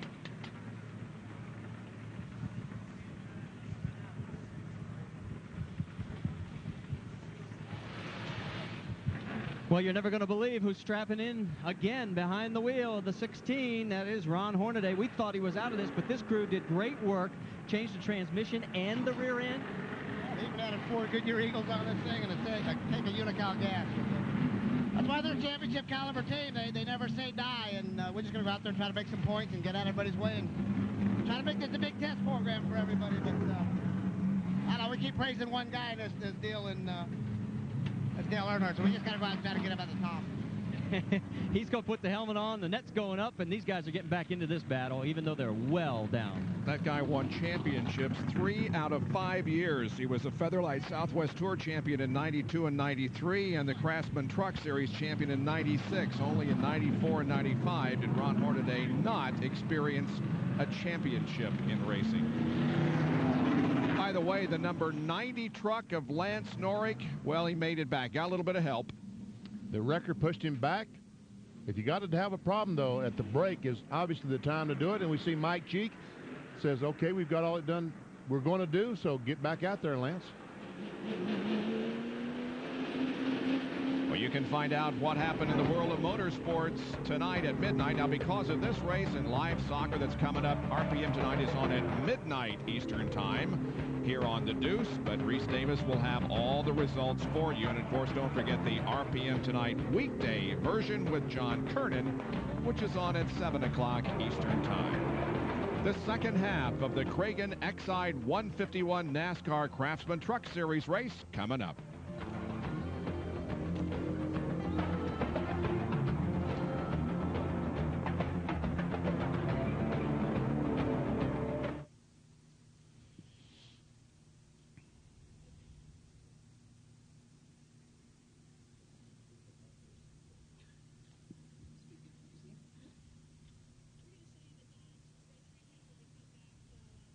What's that look like? Okay, Jill. Thanks. Mikey, how's our Craftsman doing? Okay. Okay. Gotcha. Okay. Okay. That's it, huh?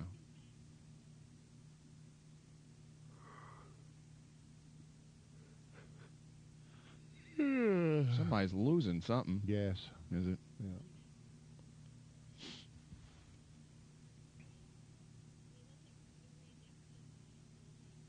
Yeah. Atta girl.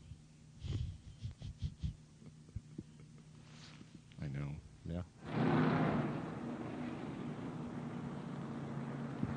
Sun kind of gets pretty deep in the western sky here in the Sonoma Valley of California as the second half of this truck race is about to unfold. Let's take a look at the Dodge race recap.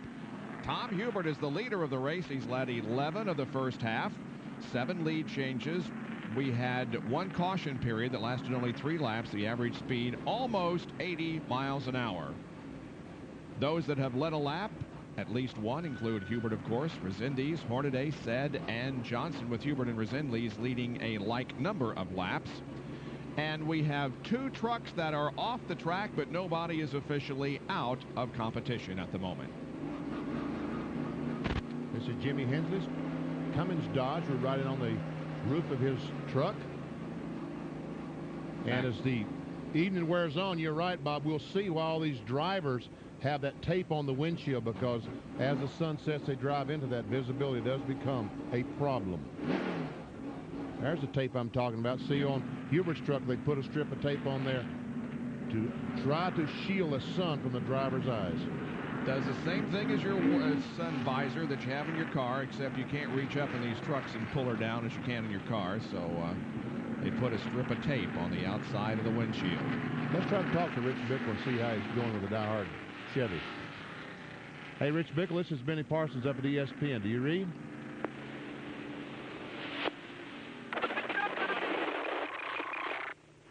I think they got a conversation going on. ESPN screwing up. Okay, I'm sorry. Yeah, there you go. Sorry about that. Well, they're not too far away from the green flag anyway, so they're moving up through the S's. So we'll let Rich concentrate on the green flag and any last-minute communication he has with the crew. And try to figure out when they're going to stop and get that splash of gasoline, or if they're going to stop. Rich is currently running in 5th spot. There is an advantage. You know, at the start of the race, there were 2 pace laps. Here, there's only 1 pace lap. Yep. And when they come by, they will be completed. It says laps completed 30. I thought we completed 31. I think the next time by, they'll be completing lap 31. So they're going to got to run 29 more laps. So some of the trucks might be able to make it, other than Jay Sauter. Well, if Tom Hubert continues the show that he put on in the first half, he'll add his name to this list of the truck winners in 1997, and he'll be the 3rd first-time winner of the year if he is successful. Ron Hornaday has won 7 races this year. 3rd one in a Dodge. Keselowski has won in a Dodge, and Raines has won in a Dodge. The lights are out on top of the pace truck. We're going green this time by. It's Hubert, Resendez, Said, Sauter, and Rich Bickle. And Joe Ruttman, Rick Corelli, and Jack Spray as Hubert leads him down pretty slow here. Now he gets the flag and he takes off. That was a good start. It was a good start for him. Yep.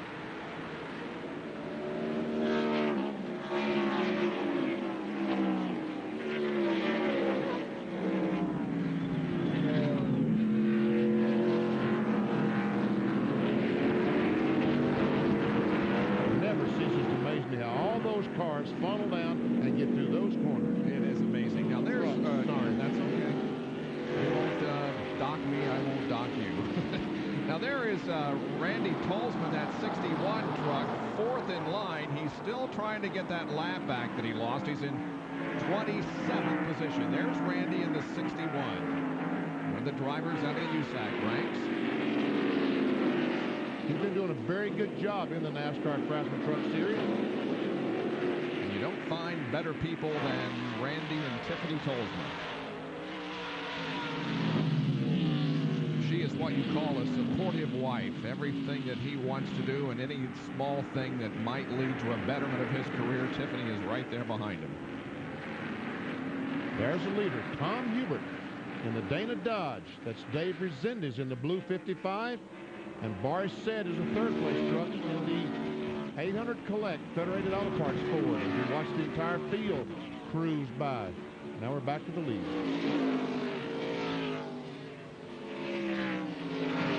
This is turn 10, watching everybody go through.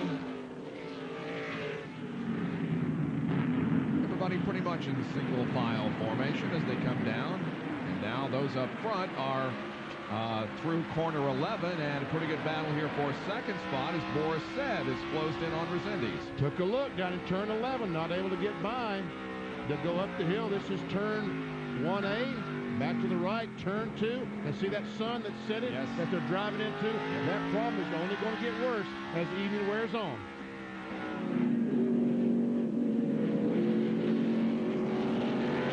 There is Boris Said. Best finish in 1997 at Texas. He was the runner-up. This is his 26th start in Craftsman Truck Series racing. Now we see the points leader, Jack Sprague. There's a second-place car truck in the point standings. That's Rich Bickle, the diehard Chevy, the green 24 Quaker State truck. His leader, Jack Sprague. He started the race with a 49-point lead over Rich Bickle. Now we see Ruttman closing in on Sauter as they battle for the fourth position. There is Bickle in sixth. Rick Corelli is the truck between Bickle and Jack Sprague. And he's one of those that we showed you in the top 10 in points who is trying to battle for position among Jimmy Hensley and Sauter and Bliss.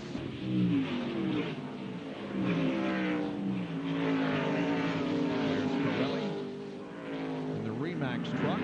And Brian Cunningham in that blue and white truck right there on the behind Sprague, 57. Well, he's got a great run going. He's currently in 9th spot. Sure does. And boy, when you talk about magical names in the world of motorsports over the years, you think of Briggs Cunningham, one of the greatest of all time. And this is his grandson, Brian. Marty Reed has more on Brian. You know what really makes this spectacular when you think about Brian Cunningham? He is doing that in a truck that is designed to run the short ovals. Wow. Well, he's doing a great job. He's in, and Kenny Irwin is in trouble. He's taking the truck directly to the garage area. So the leader in the rookie points has run into a problem here at Sears Point, and you're right, he is all the way back to the truck. The hauler truck. Looks like an engine problem.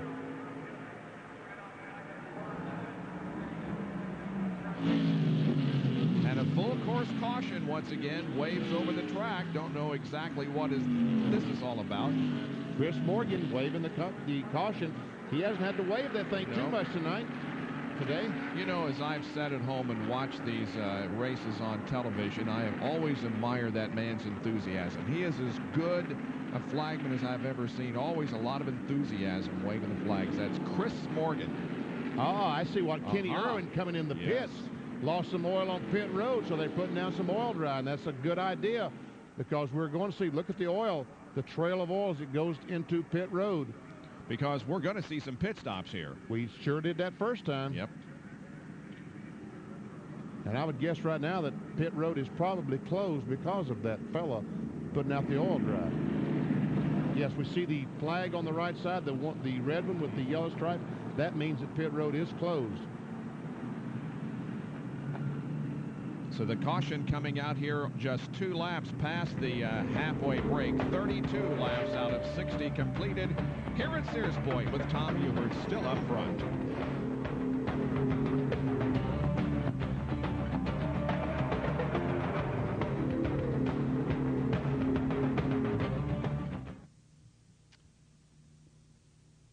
Isn't Tom from Reading? Yeah. Cottonwood, California. Okay. All right. I don't know where that is.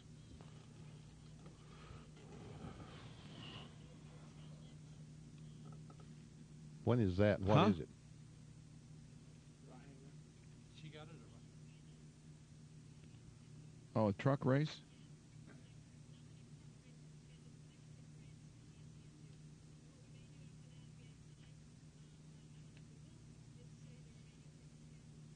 Okay.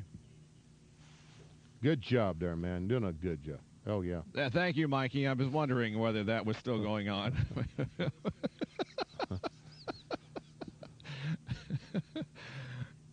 I assume you're doing that, Benny, huh? The Fontana race? Yes.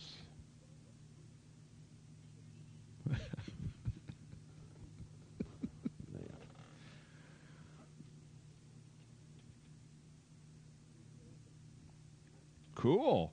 Cool. We should have been using that. when he went over that rump up. Yeah. Turn it left, Mike. Oh, you can't. You don't. Oh, there you go. See where it says Cummins? That's hook up for the rear sway bar. No. Well, it's interesting, though, that they have had a caution and not open pit road. Do what? In Winston Cup, David will keep them out there until they have opened the. Until they have an opportunity to pit, yeah. Yeah.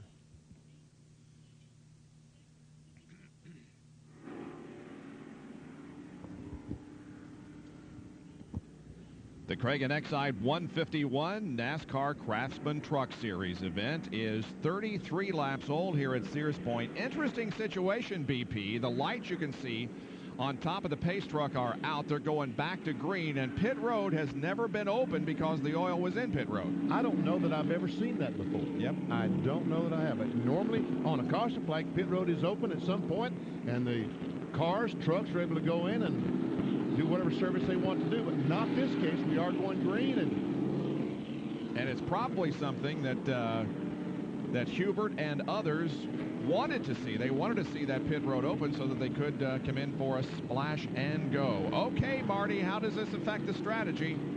Well, the green flag just went out on the pit, so it is now open, and Tom Hubert's crew wants to come in. I mean, they want to stop, they want to duplicate what they did the last time, which was about lap 4. They came in, they topped off, and look where they ended up. Also, Jay Sauter's crew, and here they come, Jay Sauter's crew was able to go the distance. This could give him, Benny, enough oomph to go with that gas pedal pushed rather than short shifted. Well, interesting, he's about the only one that we see on the lead lap that has chosen to come in, but he is. Meanwhile, the rest of the field stays out, and they're about to take the green flag.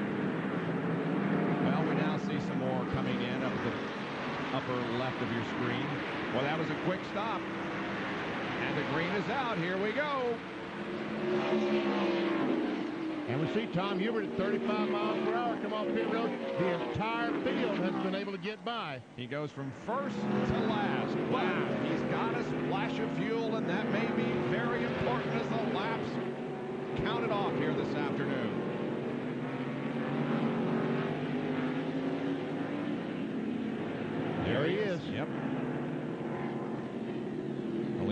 an outstanding performance in the first half. We'll see if he can duplicate it in the second.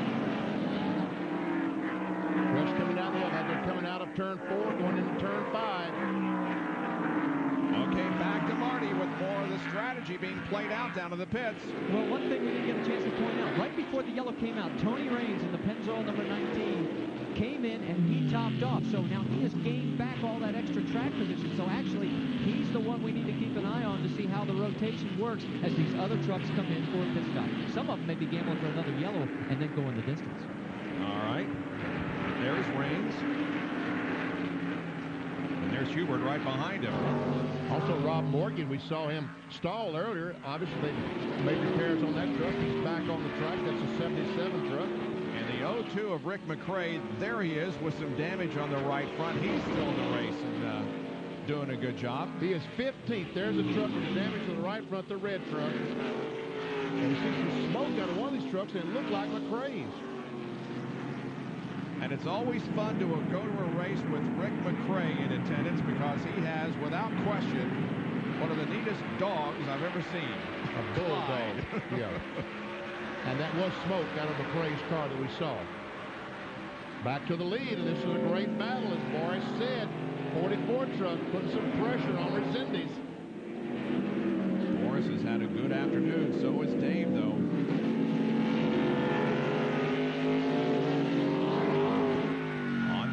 With Boris said. One of the co-owners of this truck, Brian Semo, here this weekend, checking everything out. There is Sauter, Rutman. That's like Brian Semo. Yeah.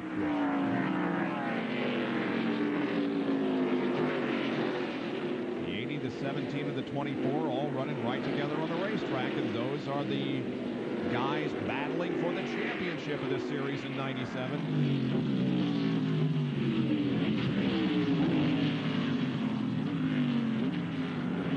There we go. Raines going by, or trying to go by Bickle. This is for 5th spot. They bang coming out of the corner. Oh, this is not going to work. Man, oh man. All 4 were inside the rumble strips, it looked like. You'd think those rumble strips would do some damage to those vehicles that go across them like that. They just fly right over them without any problem at all.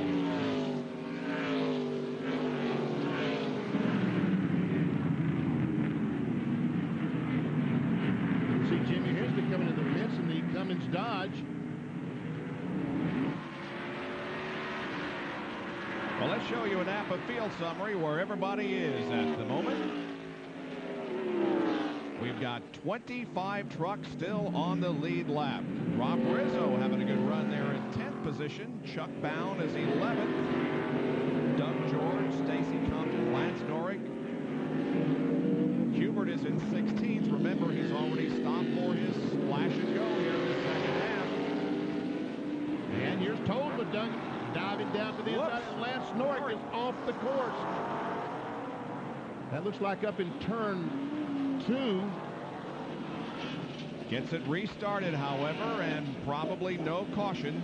It's back on track. Positions driving by. Oh, and look at Butch Miller. They're going inside. They're going outside. And Norrick is acting like he doesn't have a transmission.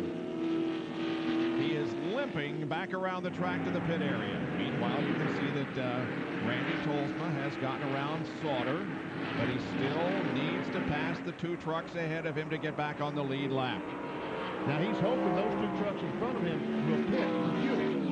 And if that happens, the caution flag comes out. He gets back on the tail in the lead lap. Kenny Irwin out of competition. Here's Marty. Yeah, we're down here, and this just wasn't your day, was it? I don't think it's our weekend. We were just out there trying to give it 100%. The whole team was, and it just didn't work out to be today. We would have liked to have been a little more competitive, but there's always next weekend, so we'll be hopefully we'll be a lot more competitive at Bakersfield. Guys, when he says 100%, he helped even pull this whole rack of tires up. Boris said gives up second place to make a fuel stop. Stops right on the money. Putting the gas in. Waiting for it to get full. Go. About 6 seconds is all it took to get those gallons in, and he's rolling again. Well, Norick is shedding pieces as he goes around the racetrack, and that may create an overall caution. I think the left rear tire's flat. There is no left rear. What's left of it is flat, that's Yes, for sure. It is. What happened to Lance? Maybe we can see here.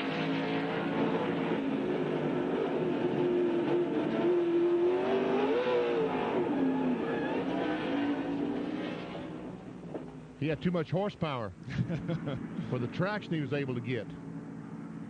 Well, he has made it around to pit road, and so Lance Norick heads in. Tough break for Lance. Had a good run going. Sure did. Okay, back to the racetrack and back to the front of the pack. There's Resendiz. There is the lap truck of Randy Tolsma. Jay Sauter is running second now with Sed's pit stop. Joe Ruttman is third, followed by Rich Bickle and Jack Sprague.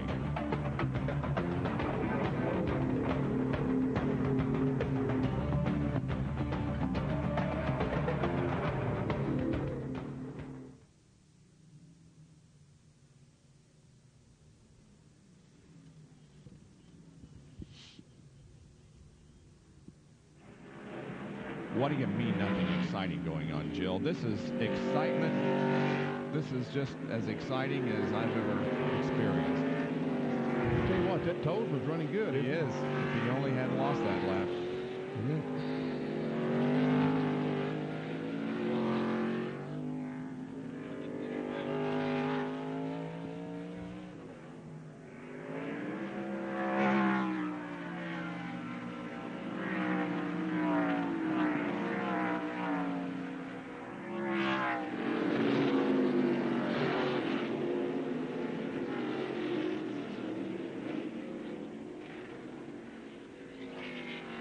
Well, you can also update the fact that Hubert is back to 9th.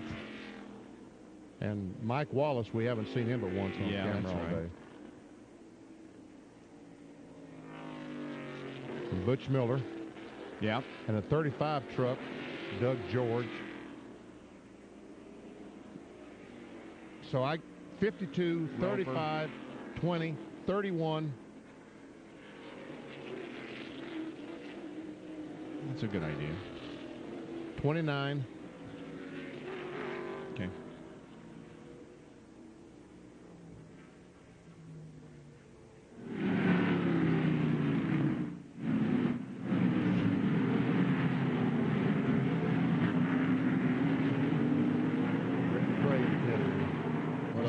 Blowed up.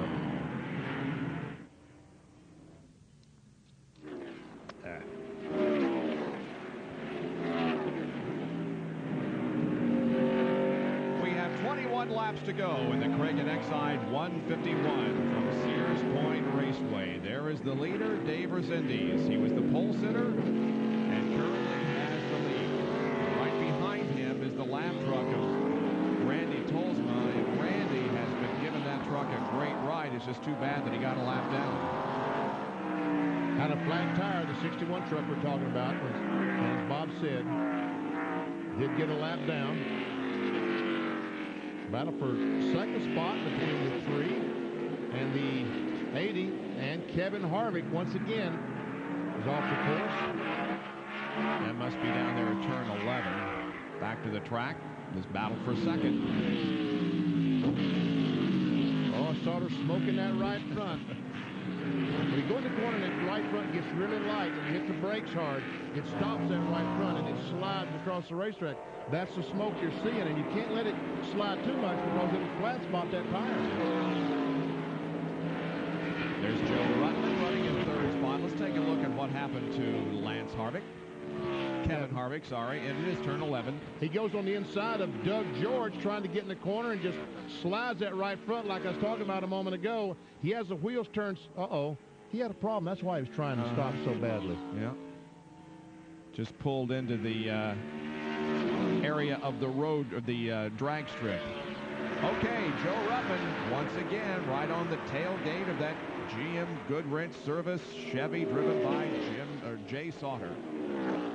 They go up the hill. That's through turn 1A. This is turn 2, the right-hander. And we can see the sun hitting these drivers' eyes as they go up into turn 2. There's Rich Bickle running in 4th.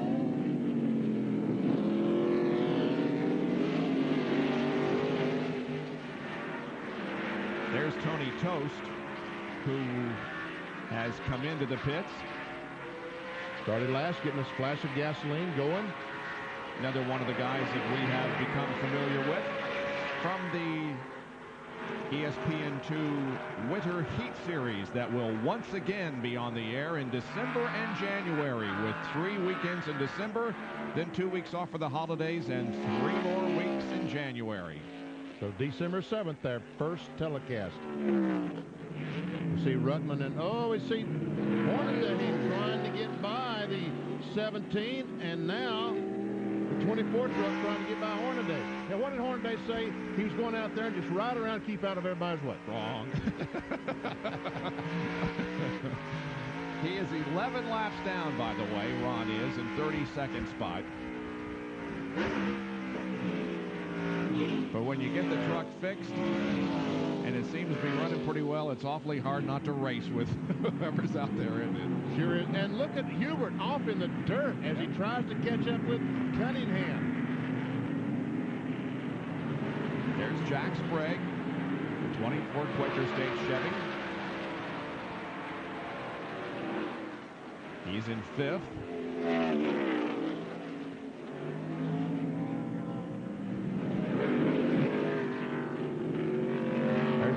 He's in the 6th place, the Remax Realty truck.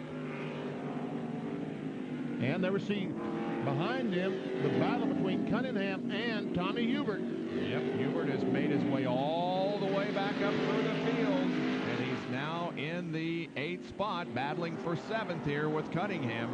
How did he get by all those trucks? I'm telling you, this guy is good. I mean, folks, look at him. Oh, man. Is he driving that right or what? Man, oh, man. And he may be ready to make a move on Cunningham here. There's Rick Crawford, the 14 truck. Several laps down, 10 laps down in 30th spot. There's the 99 truck. Chuck Bound is 9th place. Yep. He's got a lot of damage on the front end, but still having a good race. And there is Tony Raines, who is in 10th position. So there we've given you a look at the top 10 as they stand with 19 laps to go.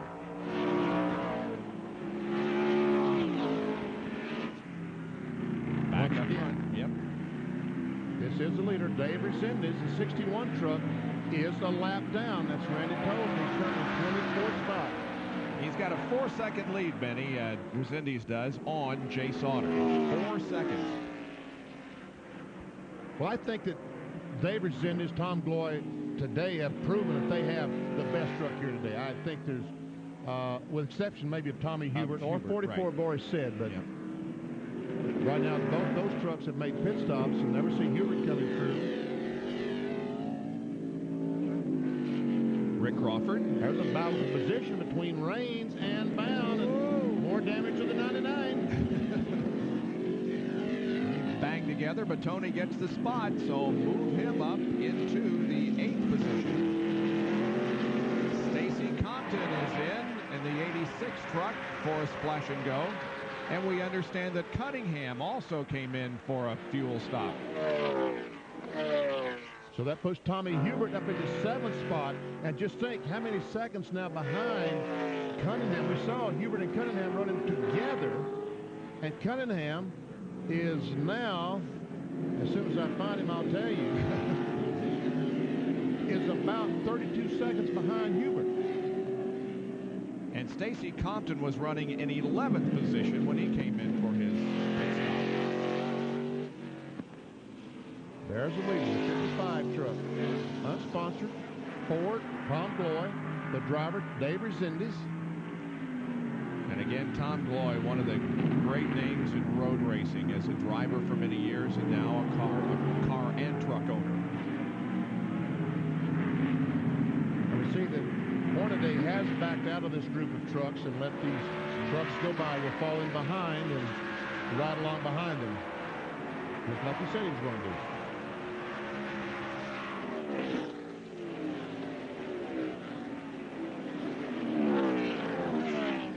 There is Joe Ruttman. There is Rich Bickle.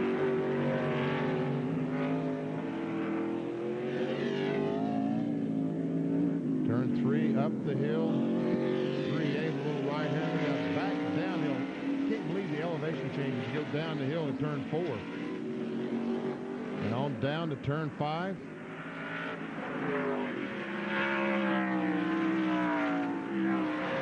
And Mike Wallace smoking badly behind the wall at Purelator Chevrolet is done for the day. And I'm sure that Kenny Schrader's home by now watching this. Schrader, we're sorry. Oh, look at Tolsma slide that right front. He's been able to keep closer in contact with Resendiz than anybody else out there, I believe.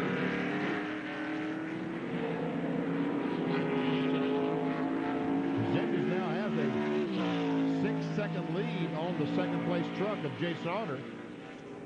And Resendiz turned the last lap at 88.303 miles an hour, and that was the best. The second best was Joe Ruttman at 88.026. There is Sauter in second spot. And we see the blue truck of Tommy Hubert gaining on Corelli. Hey, and Brian Cunningham, what a tough break for Cunningham. Boy, he was having a great race. Was up in the top 10, made a fuel stop, was running 14th, and now pulls off the track, and now we have a full course caution again. Full course yellow, so the trucks and the drivers will slow down here and maintain their position. It's the third caution of this race, and it comes with 15 laps to go. Tough break for Cunningham. He had a great run going. Brian Cunningham from Lancaster, Kentucky. And he looks like is exiting his truck. All right, with the pause in the racing, we'll take another break. You're watching the Kragen Exide 151 from Sears Point.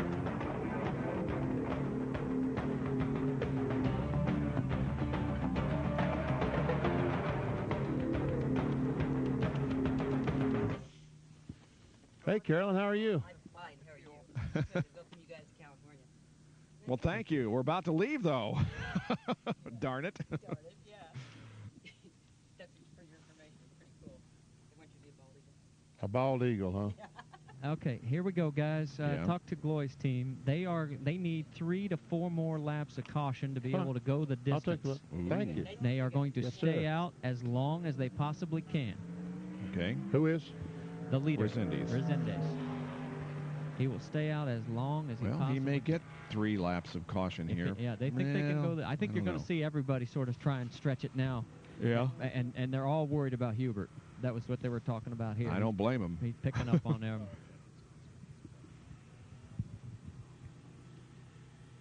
See, Bliss is back on the racetrack. Go back where we were, just in case we can see. Ron, I don't know what the flagger is to you. Okay. Can you get... Brad, are the pits open?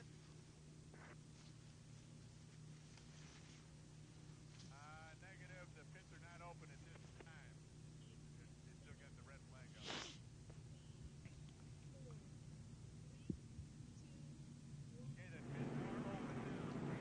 Brian Cunningham has stopped on course and has brought out our third full course caution of the afternoon. And let's take a look at what happened. Looks like he just blew up, Benny. Sure looks that way. But he was smart enough to almost immediately get out of the groove and, in fact, off the track. And so there shouldn't be much cleanup over there in that area of the track. But, of course, there will be a wrecker on the way. Well, our next ESPN2 telecast of a NASCAR Craftsman Truck Series event will be on October the 18th at midnight Eastern Time. That same day, delayed coverage of the No Fear Challenge. That will be in Fontana, California at the fantastic California Speedway. They run at Bakersfield before then at Mesa Marin.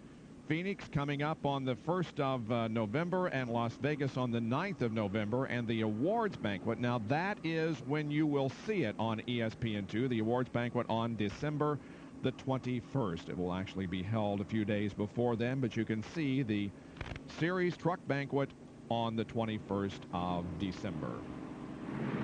Ron Hornaday is back on pit road.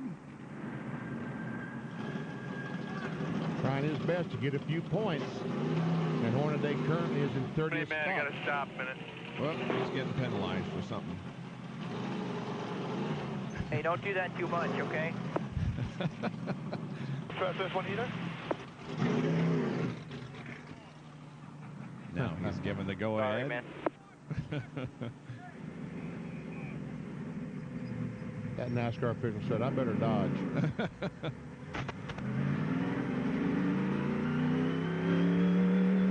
Let's take a look at the Napa field summary here.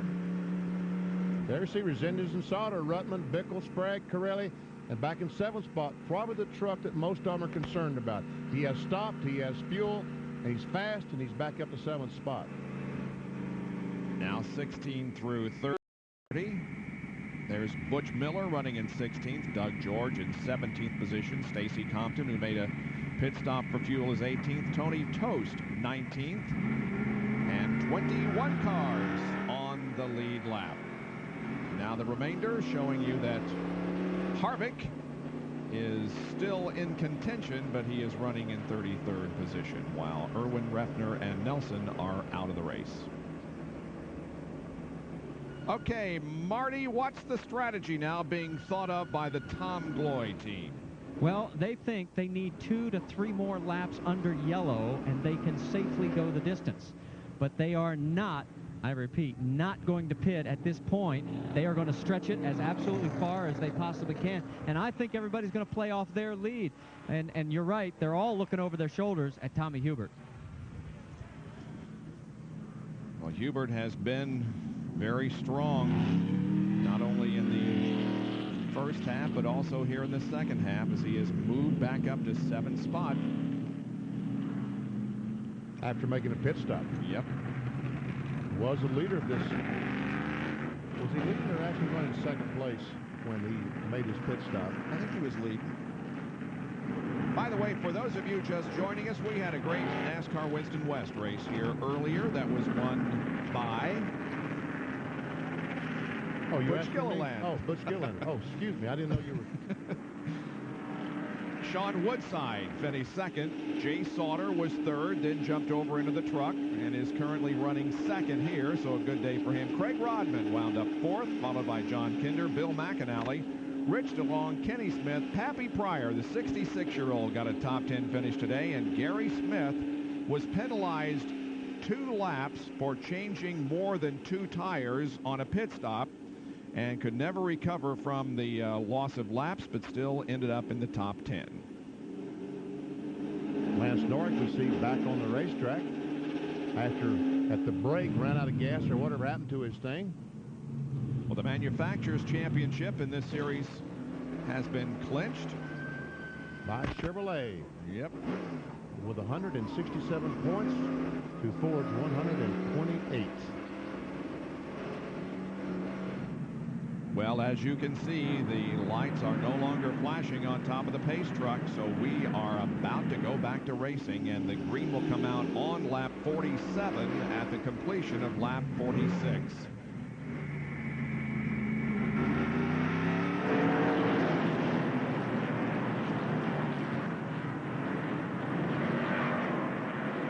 Resendez brings him down very slowly.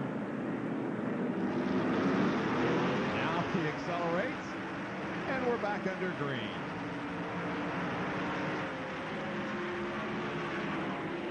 And Tommy Hubert's on the... Whoa! Wow! outside going up the hill. And he's going to try to get by Corelli. Wow. My goodness, great move. And Boris said was able to get by, or is trying to get by the 19 truck. And now he's going to try to get by Corelli on the outside road. Down the hill to turn 4 on the outside. Boris, you're not very good shape there, Bubba. No. The corner went the other way to been all right, but he just didn't have position.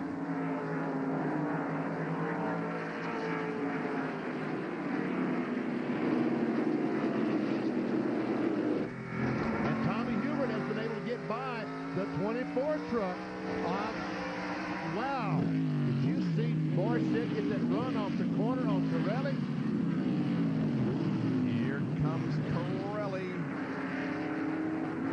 Inside of Raines. Raines has position on Corelli. Yep. He's going to take the spot away.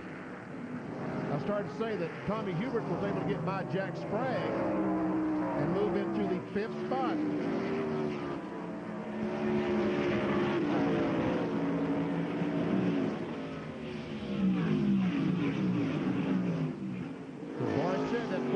Federated Auto Parts truck is fast. 18, oh, he smacks him in the goal. Oh, he's going to spin. Can you believe that? After all the trouble he went through to move up through the field, and now he sits there and loses all kinds of track position as he spins at corner 11. Wow, that is unfortunate. That's a tough break for Hubert. Sure is. Well, you ran a good race anyway. And he goes back to 15th spot. Wow. This is Lance Norrick. And we'll take another look at Tom Hubert in turn 11. He's just trying to get on the inside of Bickle. He just goes down in there so deep that he can't possibly make it. And to avoid spinning out the 17 truck, he just spun himself out. And from another angle, we'll see it. You see he's trying to dive down to the inside, but just can't quite make it. And when the back end started coming around, he was in big trouble. So Hubert drops back to 18th position as now we have less than 13 laps to go. Here is the best battle on the racetrack for second as Joe Ruttman looks for a way around Jay Sauter. And Bickle is right there too. Yes, he is. Chuck Bown is in the pits. We understand he's lost a cylinder. Must have lost more than that because we're sure looking around. So there we see 2, 3, 4, and 5 place runners. That's the leader, Dave Resendez. And there we see that battle for second through 5th. Well, that's what Resendez wants to see, these guys battling amongst themselves so he can stretch out the lead. Uh-oh, Ruttman may have position on the 3 truck. Look at this, back in the pack. That's Jimmy Hensley and the 27 of Rob Rizzo. And Keselowski and Fellows. And Hubert. Well, Ruttman did not get position on Sauter, as we thought he might. The advantage is 2.7 seconds that Resendez has on Sauter and 3 seconds on Ruttman. Uh-oh, Rick Crawford has crashed. Looks like he's trying to get a refired, but I don't know. I don't think it's going to roll from that position. Yeah.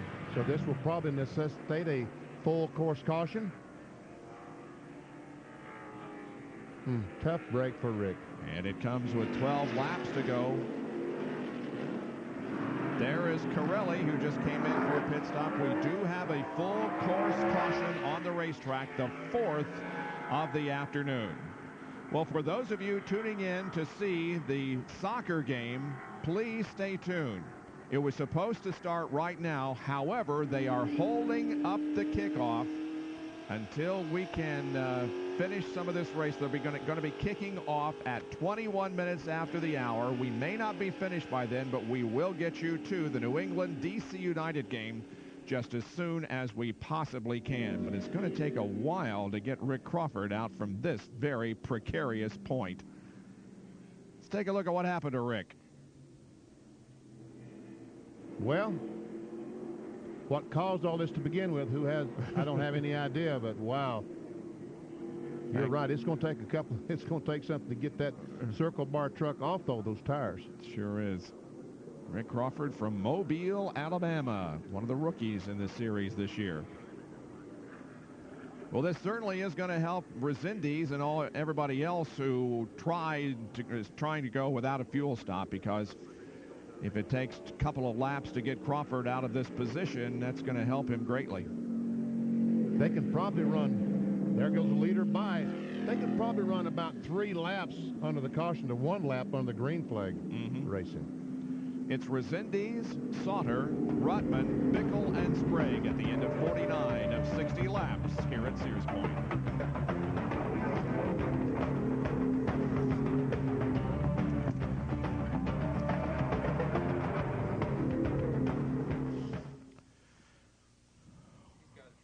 Already a step ahead of you, Jill, again.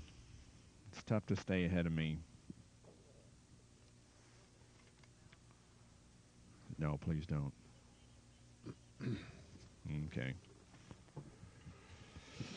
Well,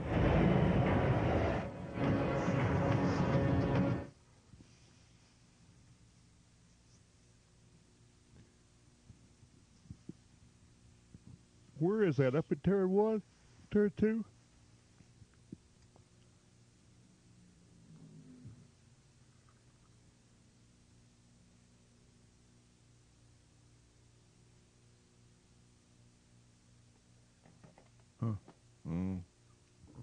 Where is Crawford? Up in turn 2?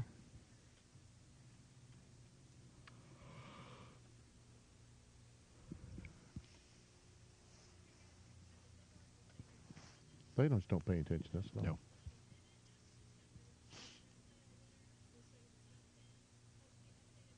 What's going on here? What's going on here? Why are they stopping? Man. What's going on here, Jill? Why are they stopping? That's what we said. Huh.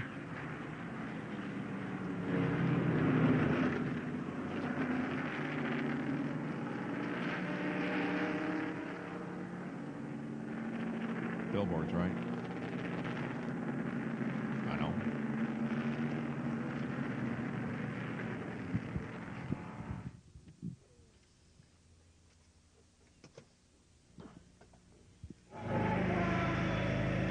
ESPN2's live coverage of the NASCAR Craftsman Truck Series race from Sears Point, being brought to you by Quaker State, the quality your car deserves. And the Quaker State truck, driven by Jack Sprague, by the way, is running in 5th position. Well, it may not be as long as we think, Benny. Before we get back to green, they've gotten Rick down off the hill. Don't forget soccer coming up, New England and the DC United. Oh, and Rick's going to drive off. How about that? They're holding up the kickoff once again until 21 minutes after the hour. We're going to get you there just as quick as we possibly can. And we've got 10 laps to go in this race. Well, how about that? You'd think they would have damaged that truck worse than that, but obviously they got it off, and Crawford fired it up, and away it goes. Take a look at how everybody is running here in the closing stages of this race. Now, with this caution, we hear that everybody thinks they can go the distance now without fuel. Yes. And we will see. We will see. But you know that the guy that's leading this thing, if he's not stopped, will be awfully nervous those last couple of laps. And Randy told him back in 22nd spot, still not able to get back on the lead lap. There you have a complete rundown of the 34 drivers and trucks that started this race here this afternoon. Well, they're coming by the start-finish line and completing the 50th lap. 10 more to go. And we would assume that we would get the green flag next time around, since Crawford is rolling again. Marty, what's going on in your way? Well, the tabloids have nothing on us, because I found Benny's love of his life. You know, we've got just a minute. You mentioned Clyde a little earlier. Go ahead, Clyde. Say hello to Benny, tell us about that face lick yesterday. Man, I'm telling you what, that dog is so ugly, it's beautiful. I tell you. They're in the... he just sneezed on me. Thanks, Clyde. You did a great job. There isn't a more beautiful dog around than an English Bulldog, and Clyde is the epitome of an English Bull. Give him 5 bucks. Give him 5, Clyde, yeah. I'm glad we got Clyde on the air. I am too. Dog belongs to Rick McRae and his family. Yep. The Craftons know that we run the winter heat. Uh-huh. Danny and, what's his boy's name, Matt, that ran so well here in the Southwest Tour race. Their family, they have 2 Bulldogs that go with them.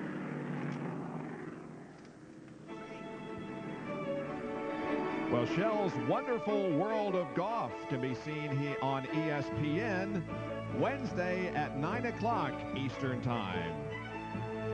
Freddie Couples and Tom Watson tee it up. How about that? Couples, always a crowd pleaser, and Tom Watson has 33 career wins under his belt, including 2 Masters championships in 77 and 81, and the U.S. Open in 1982. So Couples and Watson on Golf's Shell's Wonderful World of Golf Wednesday at 9 o'clock over on ESPN. Going through turn 7, I would expect that the lights going off, the safety truck, and these trucks will be turned loose, and we'll check it out, see who's going to win this thing. Well, here are the points if they were awarded right now. Bickle would be 44 behind Jack Sprague, with Ruttman 171 behind, followed by Hornaday and Bliss. B.J. Sauter would gain a position. Yep. He and Corelli would exchange that position. And I was correct. Yep. The light is off atop the safety truck, the pace truck, I should say. So Dave Resendez in the 55 truck will once again lead the charge up the hill to turn 1, turn 2. Dave Resendez going for 2 wins in a row in this race. He won the event last year. Started from the pole today. He was driving the 7 truck for Jeff Bodine last year when he won this race, and you heard him say, and we saw Ernie Cope, the crew chief on the 55 truck, making an adjustment during the break. Ernie Cope was the crew chief on the truck when he drove for Jeff Bodine, so he's joined him over at Tom Gloy Racing. Okay, we're about to go racing for the final 9 laps. Somebody's going to the pits. That's Ron Fallows is heading for pit road. Wow. So the winner at Watkins Glen gives up his 10th position to come in for some fuel. How about that? Wow. Huh. Okay. Meanwhile, to his right, the green flag has come out and the race resumes. Now, Resendez has always gotten a really good jump, it seems, on the rest of the field as we watch Rames and Sed side by side, and now 3 abreast.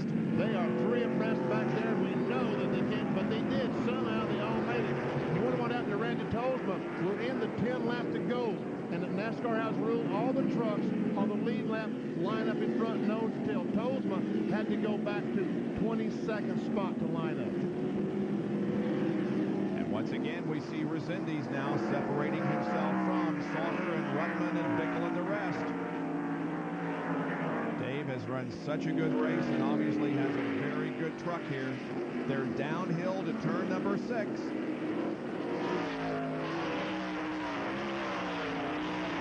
Going up to the slow corner. This is the place that everyone loves to make a pass.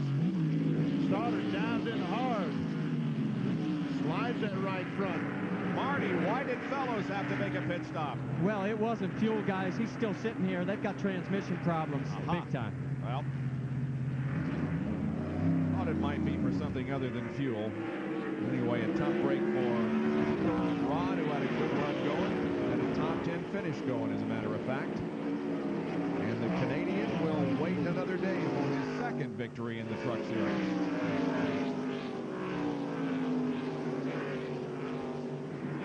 Is that Tommy Hubert? Yes, it is. Back there in the dirt again, trying to work his way to the front. See Keselowski drive on the inside of Rizzo. Rizzo gets that bite off the corner and drives away from him. Morissette working hard on the 24 truck off Sprague. We're riding along, and look at that sun. Look at that visibility. Where'd the 24 go? Oh, there he is. This is Morissette in 6th. Right behind him is Hubert, and Benny, he gained 4 positions in that first lap under green, and Raines is off course. Is he going to be able to get it refired? I don't know. Get out of there? Or we may have another full course caution. He looked like he was waving to somebody to come push. I just got that impression. And now Rudman looks like he's got second spot from Sauter. He does. In the carousel, Joe Rudman takes it away from Sauter. Now here comes the 17. A Bickle driving on the outside. He's going into 7 on the outside if he can stay there, but he can't.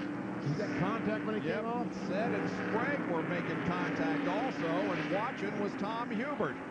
Look at these guys, all 6 of them in a row. All full course caution coming out again.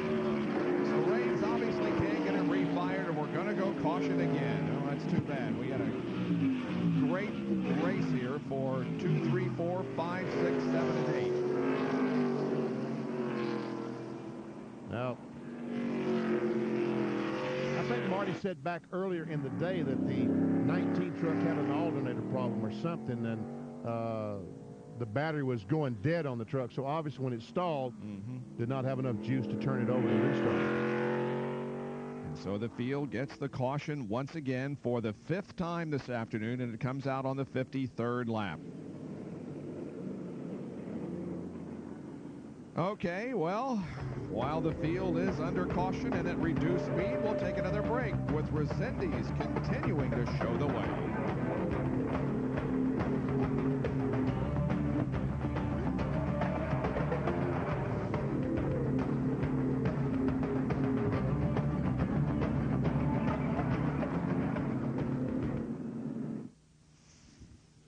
I'm glad I don't have an 8 o'clock flight out of San Francisco. Yep. Because I probably won't be leaving.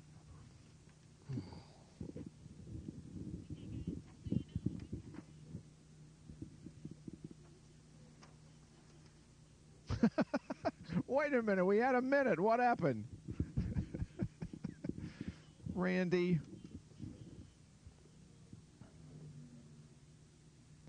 We shall not bring you next time, Randy, if you can't do any better than that.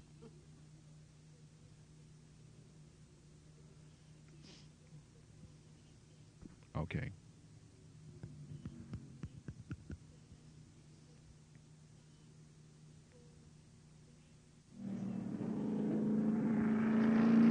Bob Jenkins, Benny Parsons, and Marty Reed back at Sears Point Raceway, where we are about 6.5 laps away from the end of this. Coming up next, the MLS Conference semifinals, New England against the DC United. Now, that game has not started yet. They are holding up the kickoff. It'll start in about 6 minutes. So we're going to be getting there immediately after this race is over. And we apologize to whoever wins the race that we're not going to be able to bring you a live interview with the winner. However, we do urge you to stay tuned for midnight tonight and RPM tonight, which will recap the race and have an interview with the winner. Now the signal, 1 lap to go, or when we get to the start-finish line, these trucks will be put back under the green flag condition because the safety truck caught up with the 19, pushed him off. He was able to restart the truck.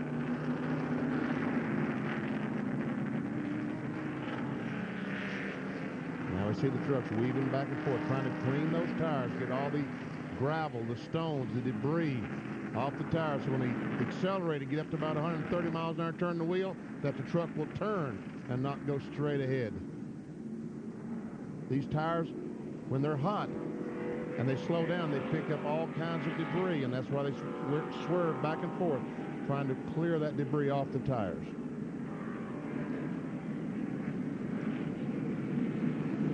So Dave Resendiz again has the control of the field when the pace truck pulls out.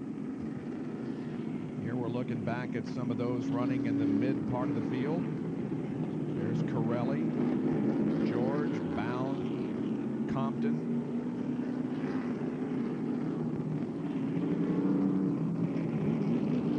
truck slowly moving toward turn number 10. 54 laps will be completed when they get the green flag. Will be on lap number 55. Marty, what is now the Resendiz team thinking about? Well, everybody pretty much is kicked back because it's now in the driver's hands. Everybody has enough fuel. There's no need to be coming back into the pits unless you've got a serious problem. And these guys are just sort of waiting to see if their driver can do his thing. Well, that's the way it ought to be. That's exactly right. So Ernie Cope standing on top of the toolbox watching everything.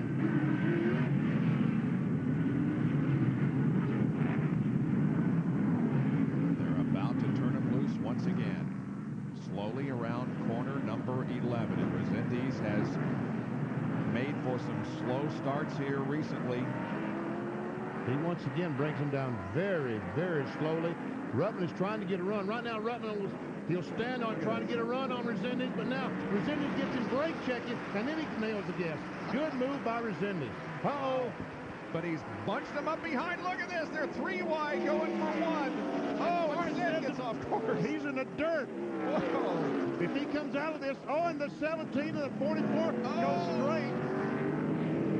Bickle and Sid both get off course, and Bickle came very close to running into that tire barrier, but didn't, and they're still 3 wide. And he just knocks Sid out of the way, and he continues on his way.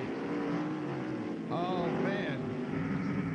That was great stuff. And Boris is now trying to get back on the racetrack, and he does continue on, but he will drop back to the last of the cars on the lead lap, probably back to 19th or 20th. Wow. And Tommy Hubert has come out of this thing in about 3rd spot. 3rd spot, sure as a world behind Ruttman and Resendiz.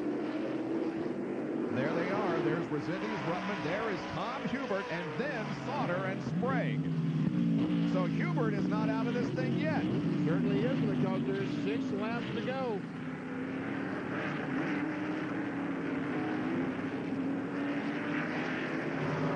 Well, let's take a look at that restart again, Benny. This is wild. We see the 55 truck. He's down to the inside. And look at them. They're about 4 abreast. And Boris Said just drives on in there. Ruttman gets away, but he goes in up into turn 2 on the inside of the 17 truck. Watch him come up the hill. Watches the 17 and the 44. They just go in the corner, and Boris just kind of moves them out of the way, but the tires get locked up, and neither one can turn the steering wheel. Now several cars go by and puts him back, and when Rich Bickle gets a 17 truck going, the next time they get to a corner, he just don't let the 44 in. Right here. Ever see Boris? He goes down through the Toolies. Yep. But he got back on course, so all is not well, however, with Boris Said, and that's a shame, too, because he had a great run going. He is very, very slow. Yep, he's up through the S's at a very reduced rate of speed, and so Boris is just trying to get back to the pits. Okay, well, so what's going on up front? It's still Resendiz with just a few truck length lead, I should say, with less than 5 laps to go over Joe Ruttman. Ruttman won on the road course in Topeka, don't forget, earlier this year. He also won at Walt Disney World Speedway in Orlando, January the 19th, when the 97 Craftsman Truck Series began. Joe Ruttman, his 80 truck, is a very good road racer. But obviously, so is Dave Resendiz, winning the race here last year and more or less dominating the race here today. Doesn't look like that Hubert is closing in maybe as quickly as we thought he might. There he is in 3rd spot in the 18 truck. And here's a good paint trading battle going on between Sauter and Sprague. Down to the 4th spot.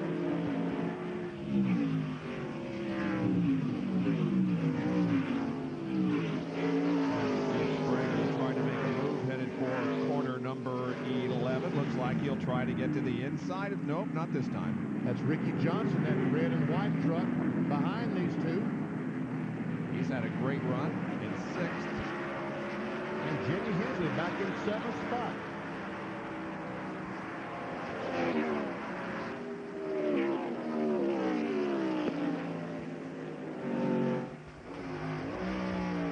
Here's Jimmy Hensley, and watch as he drives into the sun and the trucks disappear.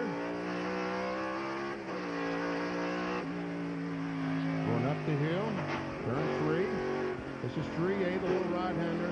Now downhill, sharply down the hill to turn 4. Sprague still, oh, and he got passed by the 17 truck of Rich Bickle. Wow, where did he come from?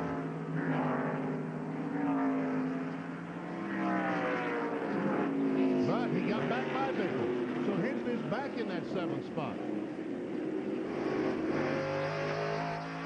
don't know how he did that because he was passed a minute ago. Yeah. Well, magic. We're looking back from Jimmy's truck. Look at Bickle close in so quickly. Man, his brakes are working good, aren't they? Wow. This is corner number 7. Oh, and there goes Rich Bickle up the dirt bank. Who hit him? Oh, and Resendiz has crashed. The leader. Oh, my gosh. Resendiz with a hard crash just out of turn 10. We saw Ernie Coates' expression. Wow. And this looks like Dave's moving around in there. Looks like he's putting down the side window netting. Wow. But yeah, it's down. Well, that shows that he's okay, but can you believe that?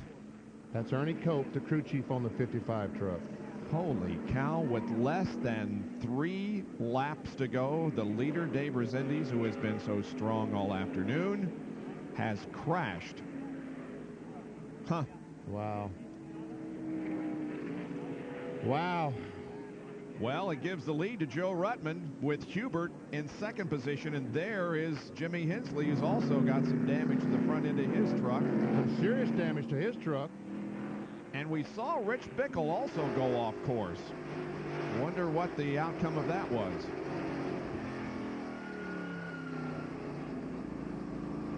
There's Bickle. He's back on. I thought he went up the dirt bank big time, but I guess not. Well, he obviously did because he's back. You ever see Bickle? It was the 44 Boris said, apparently, that, oh, look at Boris. Oh, I see what happened to Rich Bickle. Well, yeah, okay. He just drove up the bank and then went on. It wasn't nearly as bad as it looked from that on-board shot that we had. And again, we will not comment on the circumstances involving that little incident. Let's just say that Boris was waiting for him. Now, what the 43 truck must have hit some tires or something that Resendiz threw across the racetrack. Now let's take a look at what happened to Resendiz. We don't have exactly what happened, but Benny was running by himself. Something must have broken on the car, or the truck, I would guess. Something must have. Joe Ruttman has taken the lead. Tommy Hubert, the truck that you see right there, is now in 2nd spot, and Resendiz is crushed, and I don't blame him. I don't blame him. Dave, I'm sorry. I mean, look at hang his head. I mean, what else can he do except hang his head and say, I had this thing won? Yeah, he sure did. Now, what happened, we don't know. Well, it slows us down once again here. Don't forget the soccer game coming up here on ESPN2 just as soon as we finish up this race. That's the New England versus the DC United. It's coming up next. The wrecker has arrived at Dave Resendiz's car, so truck, and we should be getting it off the track momentarily, and we'll go back to racing. But there's a lot of damage there to the catch fence and to the to this Armco barrier, really. Yes.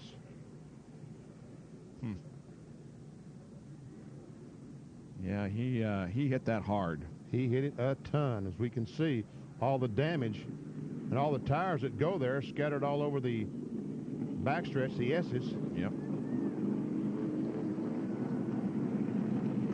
So you got to wonder what they're going to do here, whether they will allow the race to resume with that catch fencing a mess and with even the steel guardrail,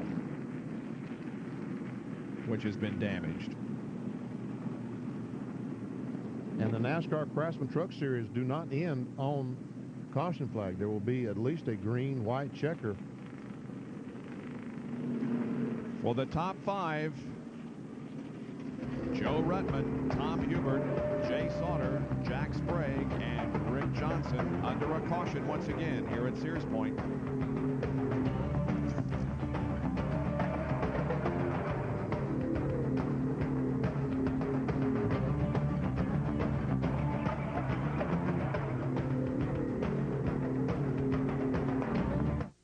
Keep that handy. Wow. Boris. They're running together now. Are they? 17's behind him right now. Of course, 17 can't jeopardize I know. his championship. That's right. He's in the championship hunt.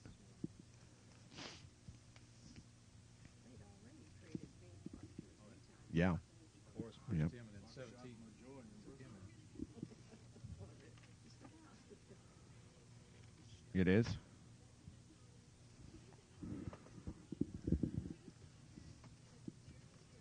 Okay. Is that soccer shit? No. That's the one we were going to do.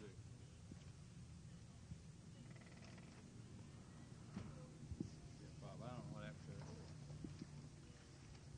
Back at Sears Point, and race fans, it's going to take just a little bit of time to repair the fence over there in turn number 10 because of Dave Resendi's crash. So because of that, we are going to throw it to soccer here and let you watch a little bit of that game. It's still in the first half. The game just started.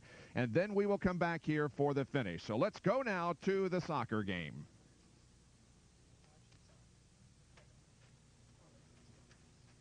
They're going to fix the fence? Red flag? Set 8 minutes. Now they're saying they're going to one to go. Okay. So just one lap. What are they going to do? Well, just one lap of racing. Oh, look at this. The Jets are only leading the Colts by 4 points. Was that a final? Must be. Well, we're getting better. We lost by 4 points this week. Attaway Colts.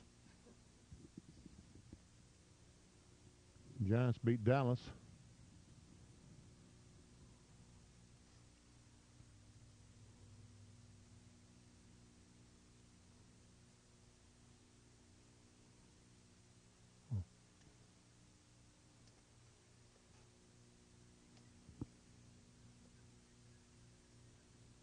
We have a fuel problem now. I'm asking, I don't know. We're going back. The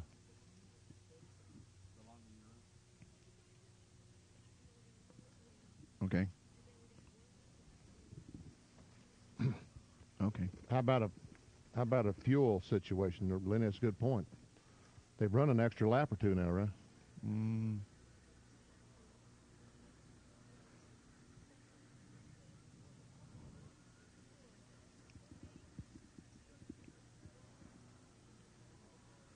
All right, we're back at Sears Point, but stay with us because we'll be getting you back to soccer here in just a moment. They have decided that we will have one lap of racing. The field is about to go back to green. The white and the green flag will come out at the same time, and one lap will determine who's going to win. And you thought that restart the last time was wild. Watch this. Watch this, folks. It is going to be something else. Joe Ruttman is the leader. Tom Hubert second. Sauter is third. Sprague fourth. And Johnson is running in fifth position. Rick Johnson. They come up through the S's once again. Well, again, we salute Dave Resendiz for an incredible job of race driving this afternoon that unfortunately ended up in the tire wall. Yeah, that's too bad. Dave is okay. Look at the dirt on the racetrack. Yeah. Wow. This is turn 10 where Resendiz had the crash. Just as he was exiting turn number 10 onto the straightaway that is a good area to pass in, but it was bad news for Resendiz. Okay. Pace truck begins to pick up speed. Joe Ruttman has command of the field here in just a moment. Now, he's been watching Resendiz with his very slow starts. What kind of restart is Ruttman going to try to? No matter what, you got to get your rhythm. Don't overdrive your rhythm, okay? Pace truck pulls off. Starts at the cone. Starts at the cone. There's a cone there. Hubert's trying to get a run. The green and white, both displayed by the flagman Chris Morgan, and here we go, Benny. Rick Johnson, Corelli tries to drive up on the inside, can't do it, and Hubert pushes Rutman. Oh! I thought he may have pushed him enough to get him loose and out of the way, but Rutman hangs on. Oh, we got another truck. That's Tony Roper. But they're running back to the checkered flag, so it doesn't matter. And some contact again as Hubert tries to get on the inside of Rutman. Hubert may have the faster truck. He moves up alongside Rutman as they go up the hill. Wow, carousel. Hold your line. Side by side. Good job. Good job. Keep digging. That was Joe Rutman's radio we were listening to. Rutman trying to hold off an incredible challenge by Tom Hubert. Here they come to turn number 7. The final time. Sauter watches from 3rd position. Let's watch what Hubert does. He'll try to get to the inside. Coming off the corner. Can't do it. And the crew tells him to ride it home. Up over the rumble strips. And Hubert is off. Oh, he gets off. Behind you, Joe Cruz. That's probably what happened to Resendiz. Keep digging. That's probably exactly what happened to Resendiz. Resendiz. Just keep doing smooth. Nice smooth lap. You got it, buddy. Here he comes toward turn number 11. The final corner. Looks like Rutman has got it in the bag. If nothing happens here in the last corner. You want me another road race, Rutman? I love you, baby. Hubert going to finish 2nd, Sauter 3rd, but Joe Rutman wins at Sears Point. Damn, boys, we got her. Woohoo! Whoa! That was worth it. Whoa, that was worth it. Price of a biscuit or something. Joe, coming up. Joe Rutman wins. This has been a presentation of ESPN, the worldwide leader in sports. We now join soccer, New England versus the DC United in the first half.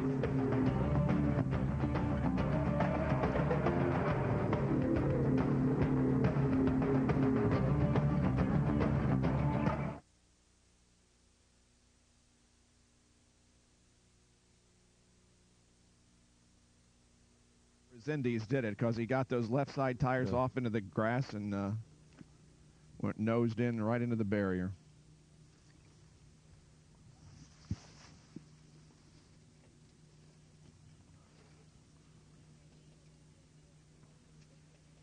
And Marty, you ought to put something down with Resendiz. If Fromm is not there. Is Fromm and Marlowe still here?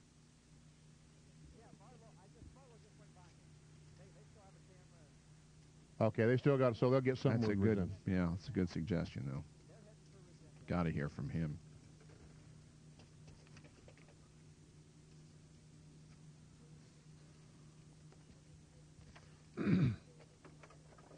Okay.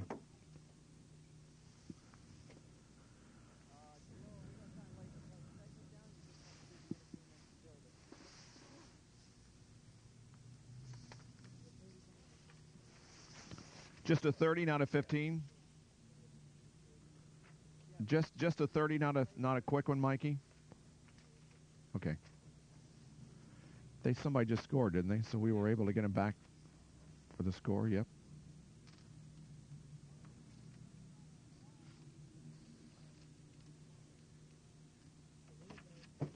What is this? 30? You're watching highlights of the Kragen Exide 151 NASCAR Craftsman Truck Series event from Sears Point Raceway in California. It's the 22nd race of the 97 series. And going into this event, Jack Sprague had a 49-point advantage on Rich Bickle with Joe Rutman, Ron Hornaday, Mike Bliss, Jimmy Hensley, Rick Corelli, Jay Sauter, Chuck Bound, and Butch Miller rounding out the top 10. We'll be right back.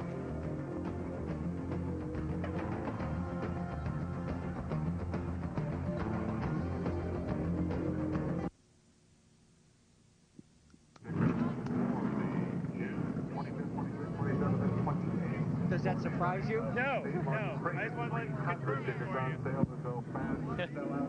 you. Just to let you know, the word has come down 44 to the NASCAR trailer. As we get $100,000 right here at Sears Point. Fonzie and for Wes, who have worked so hard for us, and the entire staff at Sears Point. We want to thank each and every one of them. And just a moment, we will be in Victory Circle, and we'll toss it to Larry. So that time, our thanks to the NASCAR people, the Craftsman Truck Series, to our good sponsors for the entire weekend. On the interview stuff?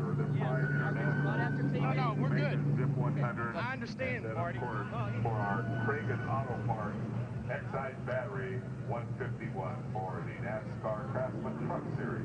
I'd like to thank Owen Kern. We got a radio guy down here we're going to have to talk to. NASCAR Craftsman Truck Series. Yes, sir. They have kept us up to date on everything that's happened. We can thank each and every one of them. Where's who? Moments away from going to I don't know. Circle. Larry Alpin with our winner, Joe Ruttman.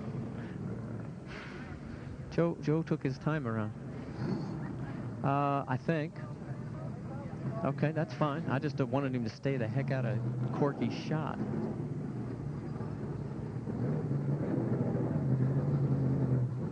Yeah. Yeah. Jay Sauter, third in both races today. I don't see where radio is.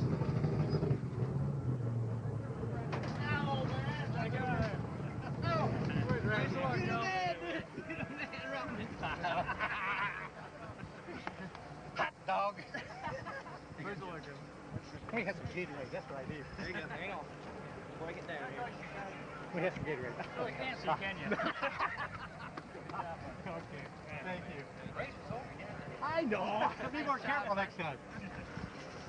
Hey, we'll send you. No. Good run, bud. Thank I'm ready to go in. Thanks. Down here, Rutman. Down here in Victory Lane with a very happy Joe Rutman. Boy, I tell you, I didn't know if we were ever going to get those last 10 laps in. What'd you think? Well, I didn't know.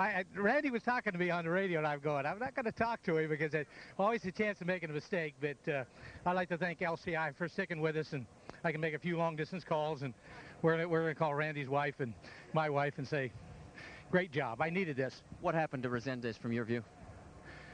He was going too fast for the conditions. Thank you, guys. No, he was driving really, really hard.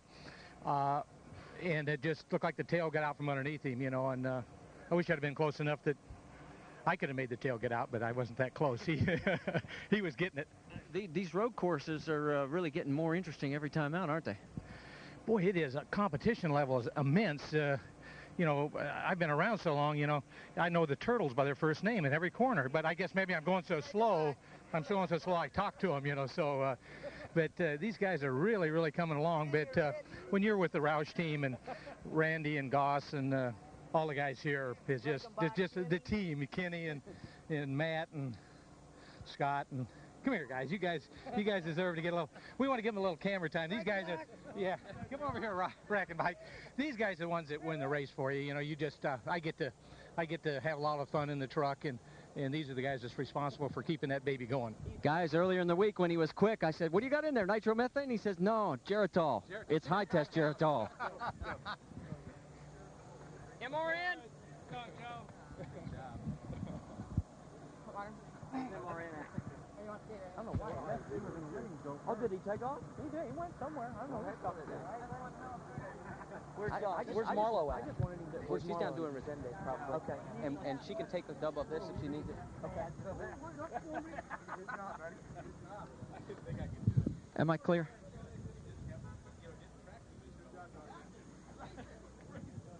Yeah, right. Right. Yeah, sure.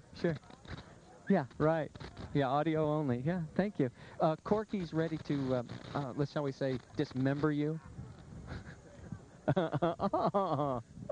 Okay, oh, I get it now. Okay. Thanks. That's it. We're clear. Thank you. Let me, hey, Mike.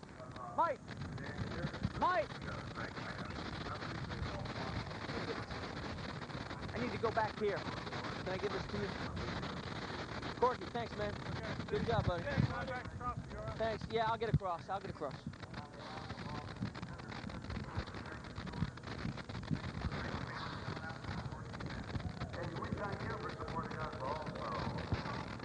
Oh, shit.